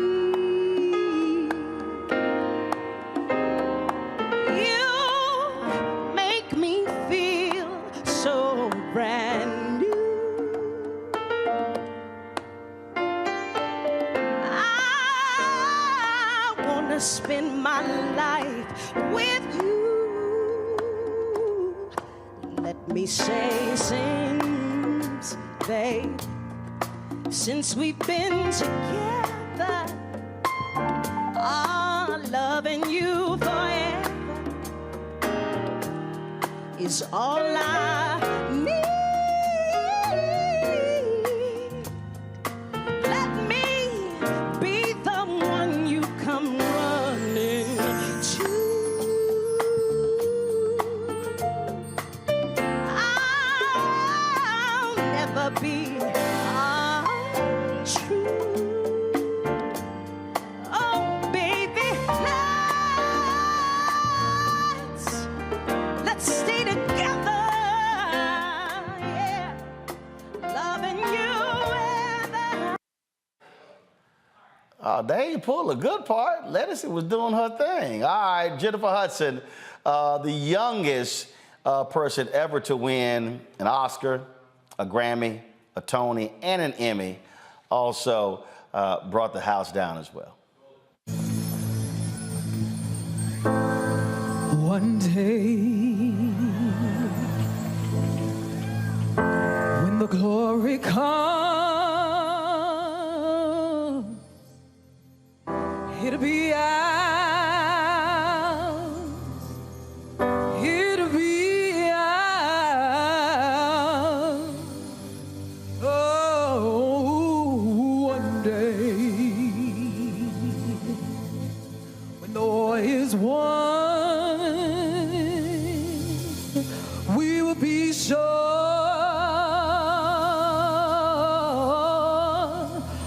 we will be sure.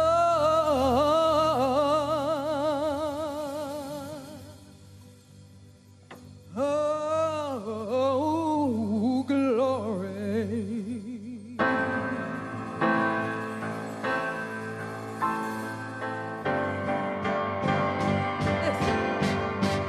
I was born by the river in the little tents. Oh, and just like the river, I've been running ever since. It's been a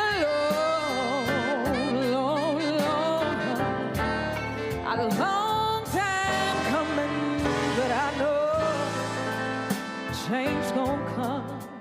Oh, yes, it will. It's been too hard living, but I'm afraid to die.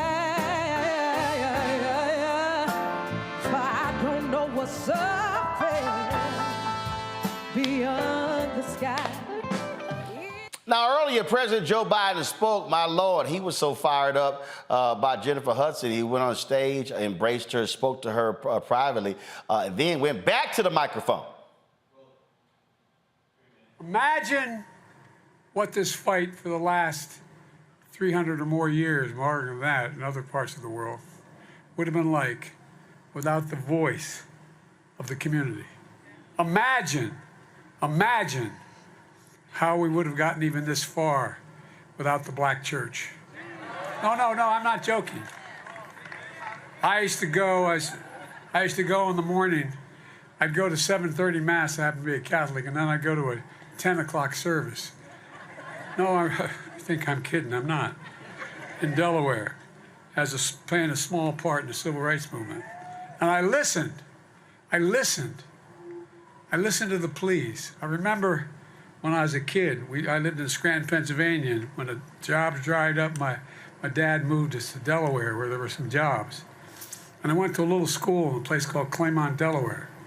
And it was on what used to be I-95. It was a 4-lane highway, but it was access. And so we only lived about 3/4 of a mile from the school. I was in 3rd grade.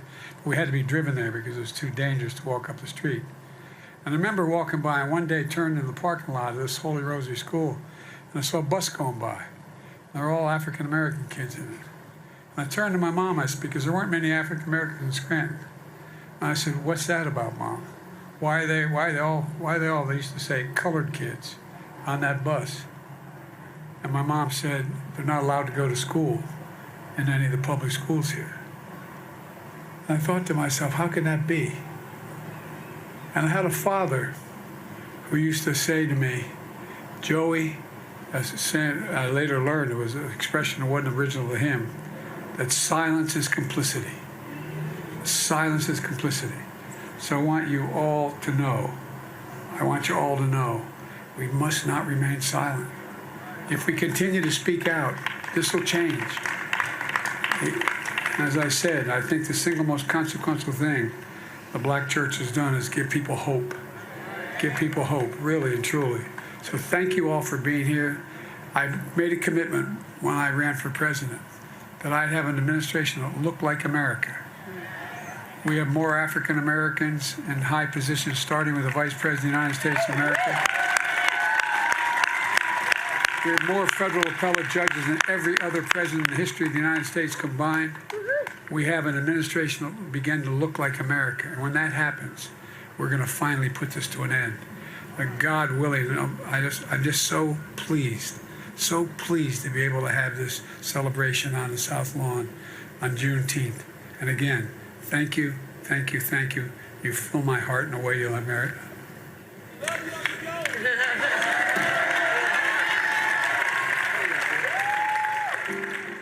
You know, what interests me, and actually kind of pisses me off, Larry, Rebecca, and Scott, since it became a federal holiday, there are a lot of people who go, didn't nobody ask for this? One, that's a lie. Two, there are those who say, oh, this is irrelevant. Well, first, as a native Texan, take great offense to that. Y'all got Al Edwards' photo? I've celebrated Juneteenth my entire life. It originated in Texas. This man here literally fought for years to get it signed to become a state holiday. Texas was the first state to make Juneteenth a state holiday. This is the only federal event, Larry, the only federal event that even speaks to slavery in the United States. So when I hear people, complain, this is not important, what they don't understand is you cannot have a discussion now forever about June 19th and not bring up the institution of slavery and not bring up what actually happened. Second point that we have to understand is that Juneteenth was not about concerts and celebrations. It was indeed the celebration of freedom, but it was about the continuing quest for freedom. So I want people to understand how this has been celebrated in Texas all these years to serve as the framework for how it should be commemorated now across the country. And Roland, I'm glad you were able to provide the context as a native Texan about, the history, and certainly how what the holiday is meant to you and, other, Texans, particularly Black Texans. But, you're right. You can't have a conversation about, in any context, especially in this one, about Juneteenth. Well, I'm talking about our ancestors, enslaved Africans that were brought here against their will, and also the economic impact that had on the country and the connection to its wealth, also in terms of disenfranchisement of Black folks politically, socially, and economically. So this is all, this particular event, like you said, from a historical perspective, you have to unpack all of this. Unfortunately, in certain states that go nameless, they want to prevent us from having these conversations and talk about this nation's history, and particularly, like I said, enslaving Africans, the importance of Juneteenth, what it means to Black folks, and also, more importantly, Roland, what does it mean for Americans moving forward? And let me be clear, Rebecca, I totally understand policy. I understand, all of that. But the mistake that these critics are making is not using Juneteenth as a way to advance the policy. Just like I think it's idiotic that we have allowed MLK Day to turn into a day of service. No! That's a day of protest, which is what he was about. And so we need to, when we talk about Juneteenth, you cannot, and if anybody missed Vice President Kamala Harris speaking, when she talked last night about Juneteenth, she kept saying freedom, freedom, freedom. We bet not lose the aspect we are in a continual quest for freedom. So my great-great-great-great-grandfather, Henry Carruthers, ended slavery in Navarro County, Texas. After the proclamation happened, they had to wait until the end of the harvest season for them to actually become freed. He was given land, and he founded a Black town in Texas, Pelham, Texas, which is still around today. It was one of the first Black towns in Texas that was historically recognized by the state of Texas. And so for me and my family, what Juneteenth means, it is a celebration, but I want to remind the viewers that some of the early Juneteenth celebrations that happened during Reconstruction, going up to post-Reconstruction, they were registering people to vote. They were having civic engagement. They were helping the newly freed Black folks learn how to, hey, this is now how we form society. This is how we do economic empowerment. This is how we have active participation in government. To me and for me and my family, that's the story of Juneteenth. And that right there, Scott, is what I need people to understand what it should be. And it wasn't just the early Juneteenth. We always made sure that there were voter registration drives. We talked about the importance of having Juneteenth events and using Black vendors, utilizing Black food trucks, catering companies. And so I just want folks, because this is now the second year we've now had where it's a federal holiday, that we don't allow Juneteenth to turn into another mattress selling holiday like we have with other holidays, that we make sure that, first of all, we own it, we control it, and then we determine how we're going to celebrate it. Yeah, it's a state of consciousness is what you're talking about. And I completely agree with you. And remember, by the time news got to Texas about that slavery had ended, the Emancipation Proclamation, it had been months because the news had not traveled fast. The slaves were still slaves even after they were freed because there was no way to communicate that to them in the hinterlands, if you will, or all across the South. And so they had to wait on their freedom. So if they had to wait on their freedom, they finally got to celebrate it. And then they continue to fight for freedom. In fact, we fighting for freedom today. Some of us think we free, but ain't nobody on this phone or on this program free completely. And so it is an evolving process as this country seeks a more perfect union.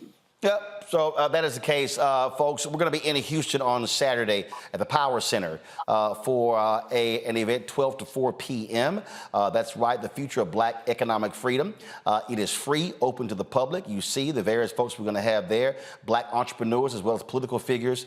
We'll be talking with Houston Mayor Sylvester Turner, State Congressman and Representative Al Green, Congresswoman Sheila Jackson Lee, State Senator Boris Miles about what is happening on the city.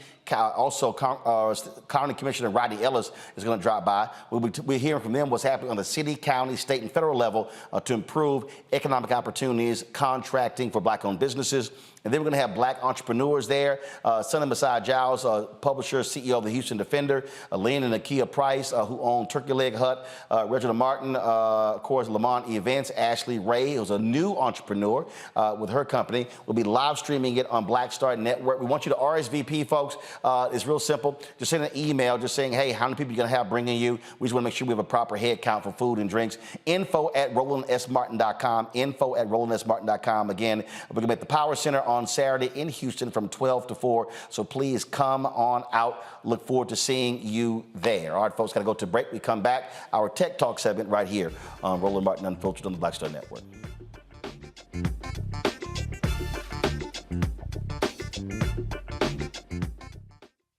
Coming up next on The Frequency, right here on the Black Star Network, Shanita Hubbard. We're talking about the ride or die chick. We're breaking it down. The stereotype of the strong Black woman. Some of us are operating with it as if it's a badge of honor. Like you even hear Black women like aspiring to be this ride or die chick, aspiring to be this strong Black woman trope at their own expense. Next on The Frequency, right here on the Black Star Network.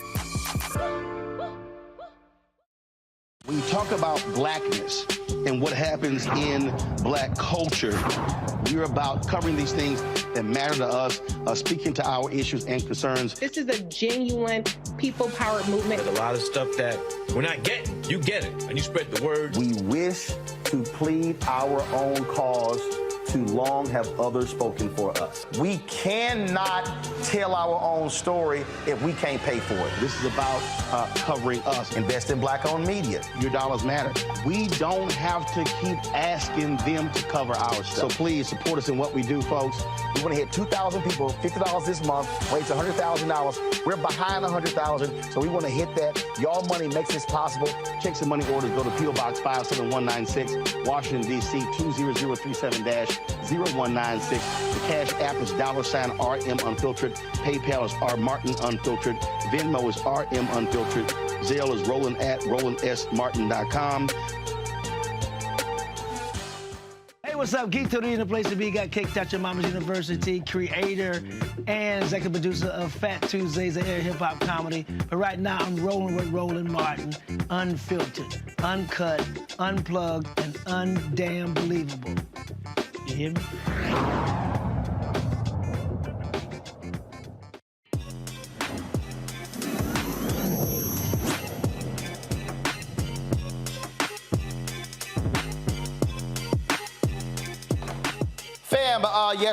Earlier this week, we talked about the Olympic sprinter who died, and she was actually having a child. And we talked about the importance of having, competent doctors that understand African Americans. Well, there's a new app that allows you to actually do that. Marsha Page created this app, melanin-rx.com, to actually find folks who can understand you and your needs. She joins us right now. Melanie, glad to have you here. She joins us from Henrico, Virginia. I mean, this really is critically important because, look, as we discussed when it came to Tory Bowe, that the issue that we see all too often, Black folks, when they have white doctors, they are not being looked after, treated the way they should be. And so Black doctors, historically, even present day, treat Black patients in a different way. I agree. And so you created this. Was it an experience that you had? That you said? I did it out of my own frustration. I was moved from one county to the next. And I looked on the online to try to find 2 Black doctors in my area. And I got frustrated because it took 2 days to find Black doctors. I won't call out any health systems, but when you went to their websites where there's no pictures, you have to kind of filter out through the names to see if there was a Black person's name to try to figure out were they Black. And I kept searching and searching. I went to other directories, but they were maybe in California or for Texas, nothing where we can just go to a Mecca and find Black doctors, Black-owned medical businesses where we can support dollars in the medical field outside of food and restaurants, books, makeup. We need to also fund our doctors so they can keep their practices open and not be monopolized by the giants that are taking over these, and they have to go back to the medical systems or just bow down to not having a practice at all.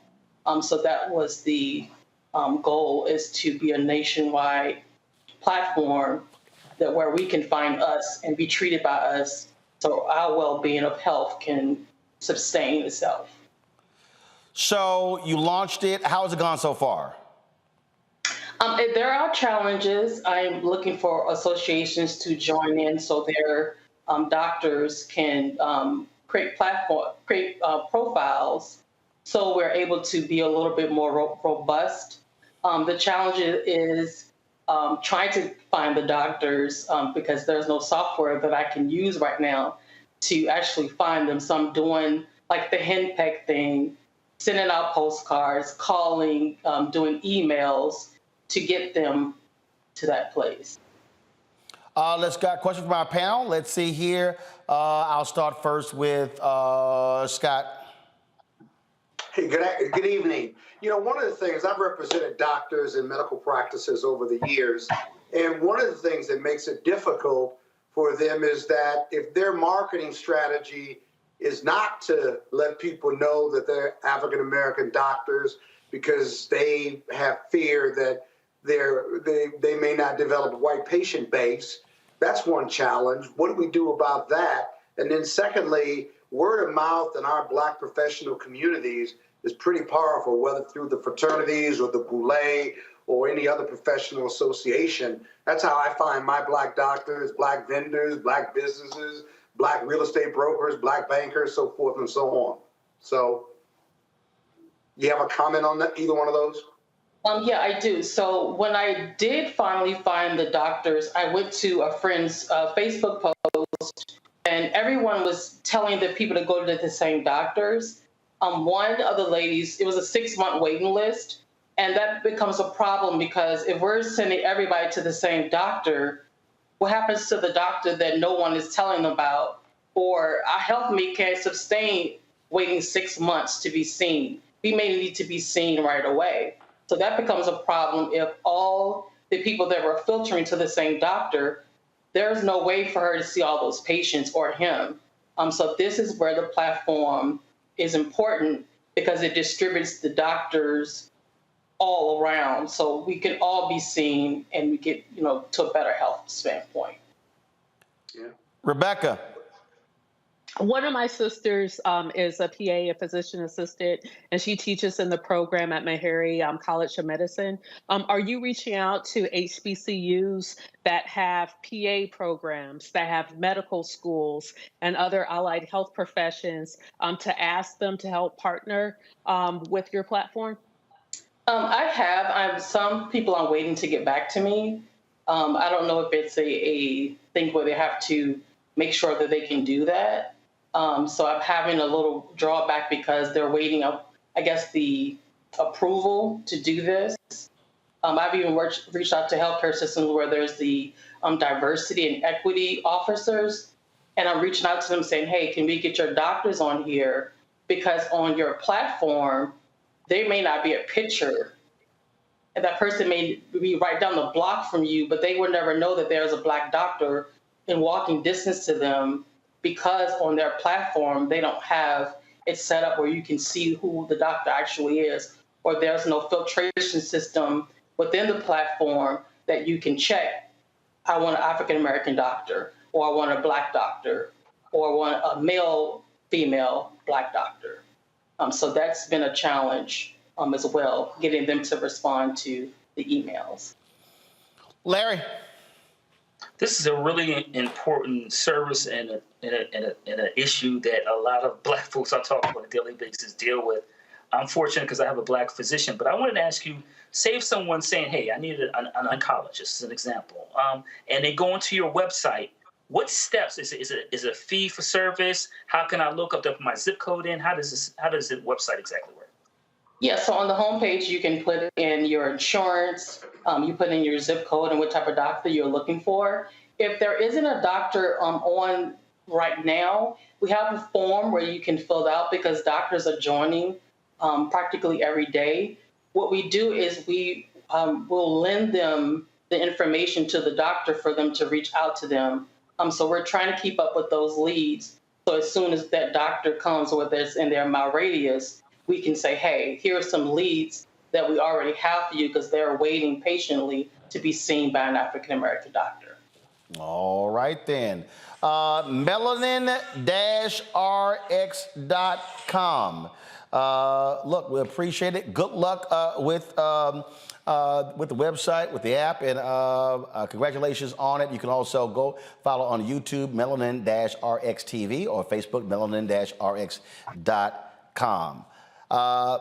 Marcia, I appreciate it. Thanks a lot. Thank you so much. And I appreciate you. I'm fanning out right now. I'm trying to calm down, but I love you, Roland. I appreciate it. Thank you very much. I appreciate it. Folks, on Saturday, a number of people came out to wish Scott Bolden a happy birthday. I don't know what we were thinking. I don't know. I don't know what we were doing.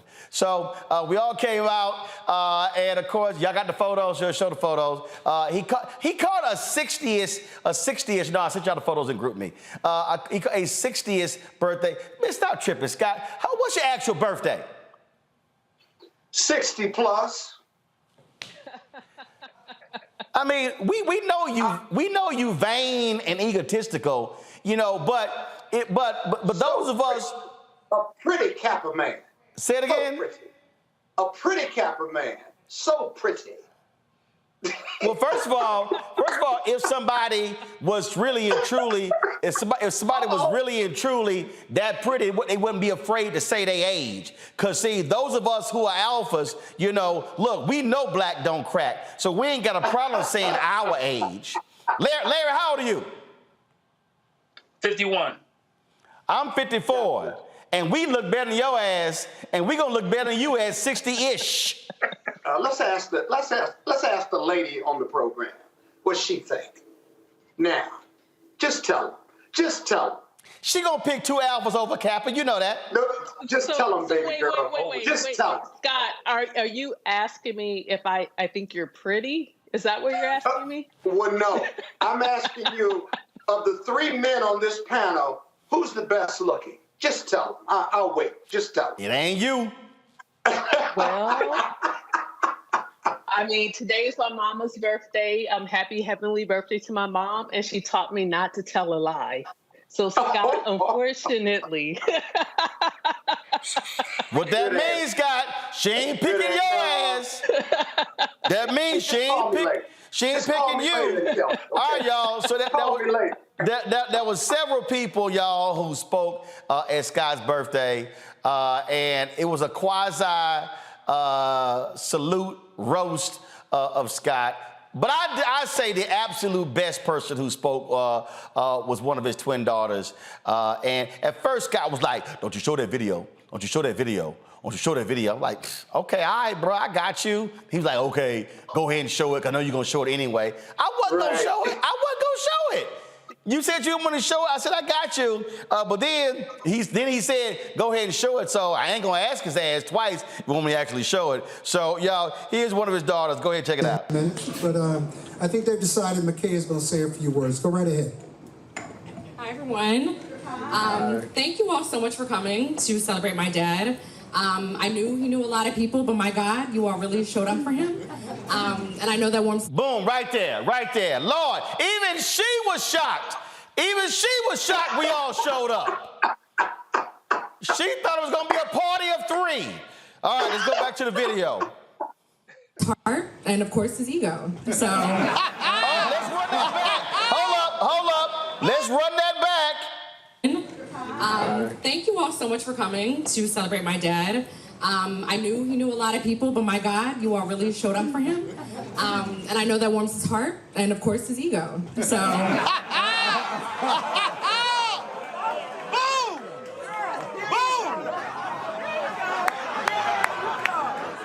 She knows her daddy. We disagree. I told you not to do that. I'm putting that on the show Monday. But no, seriously, we really do appreciate you all for coming. For those of you all who don't know me, as he said, I'm McKay, his youngest twin daughter. I'm so happy to be with you all to celebrate my dad in his prime. You would think that he would be slowing down by now, but it feels like he's just getting started. When I talk to my dad these days, there's new vigor for life. He's focusing on his health, more wealth, and of course, himself. I promise this isn't a roast, Dad, I promise. Give me the mic. See him mic. on Fox News every week just to hear himself speak because we know damn well their audience is not listening to him. It also seems like he's aging backwards, and it's probably from walking up and down all these steps in this house. I mean, I don't know if you all have been up and down, but there are a lot of steps in here.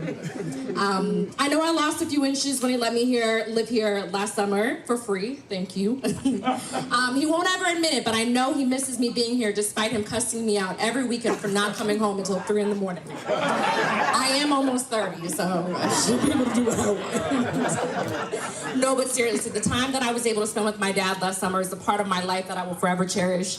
As an adult, we all know it can be hard to spend time with our parents, so I've been grateful to not only live off you for a brief period of time, but have the opportunity to be around the best storyteller of all time and the best person to get advice from, even though he would make sure he told me about myself while he was at it. Dad, I want you to know that despite you being a hard ass, you truly are my rock and confidant. You always say, I'm the best to ever do it. And you've shown us in more ways than one. But the best way you've shown me is by being my dad.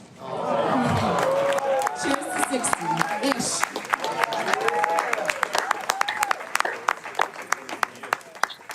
Good luck, Mackenzie. Somebody, here you go. So somebody put it in the YouTube chat. They said, did I hear Roland say, give me the mic? Hell yeah. When she said it's not a roast, I was like, yeah, give me that damn microphone. I'll roast his ass. Somebody else said this here. I think this is probably the best one. They said, damn, Scott, your daughter taller than you?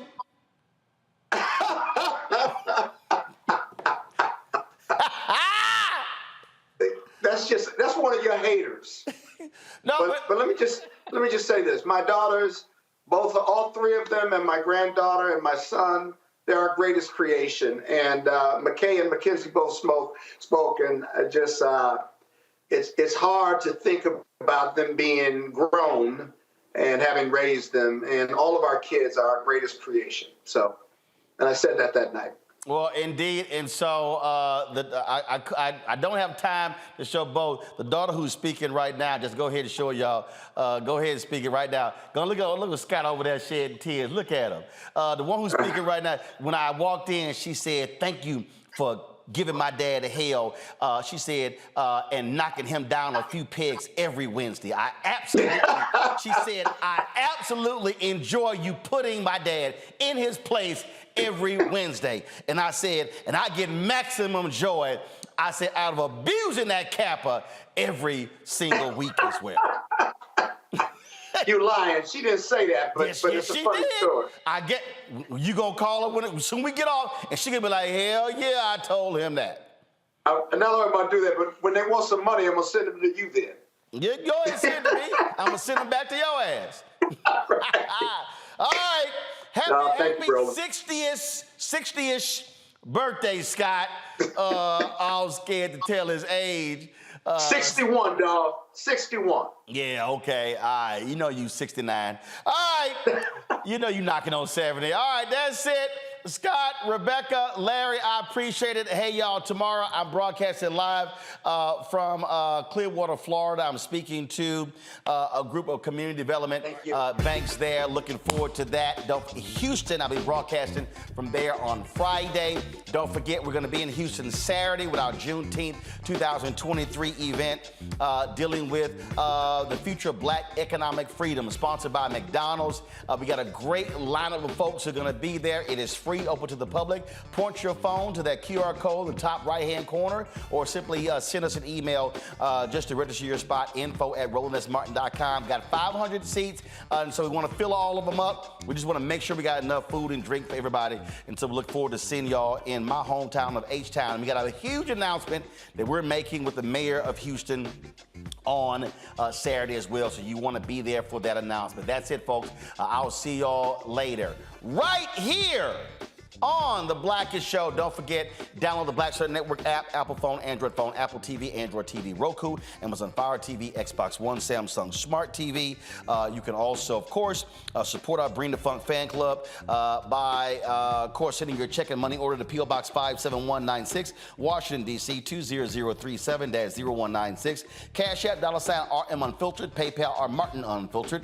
Venmo is RM Unfiltered. Zelle, Roland at RolandSMartin.com. Roland at RolandMartinUnfiltered.com. And be sure to get a copy of my book, White Fear, How the Brownie of America is Making White Folks Lose Their Minds.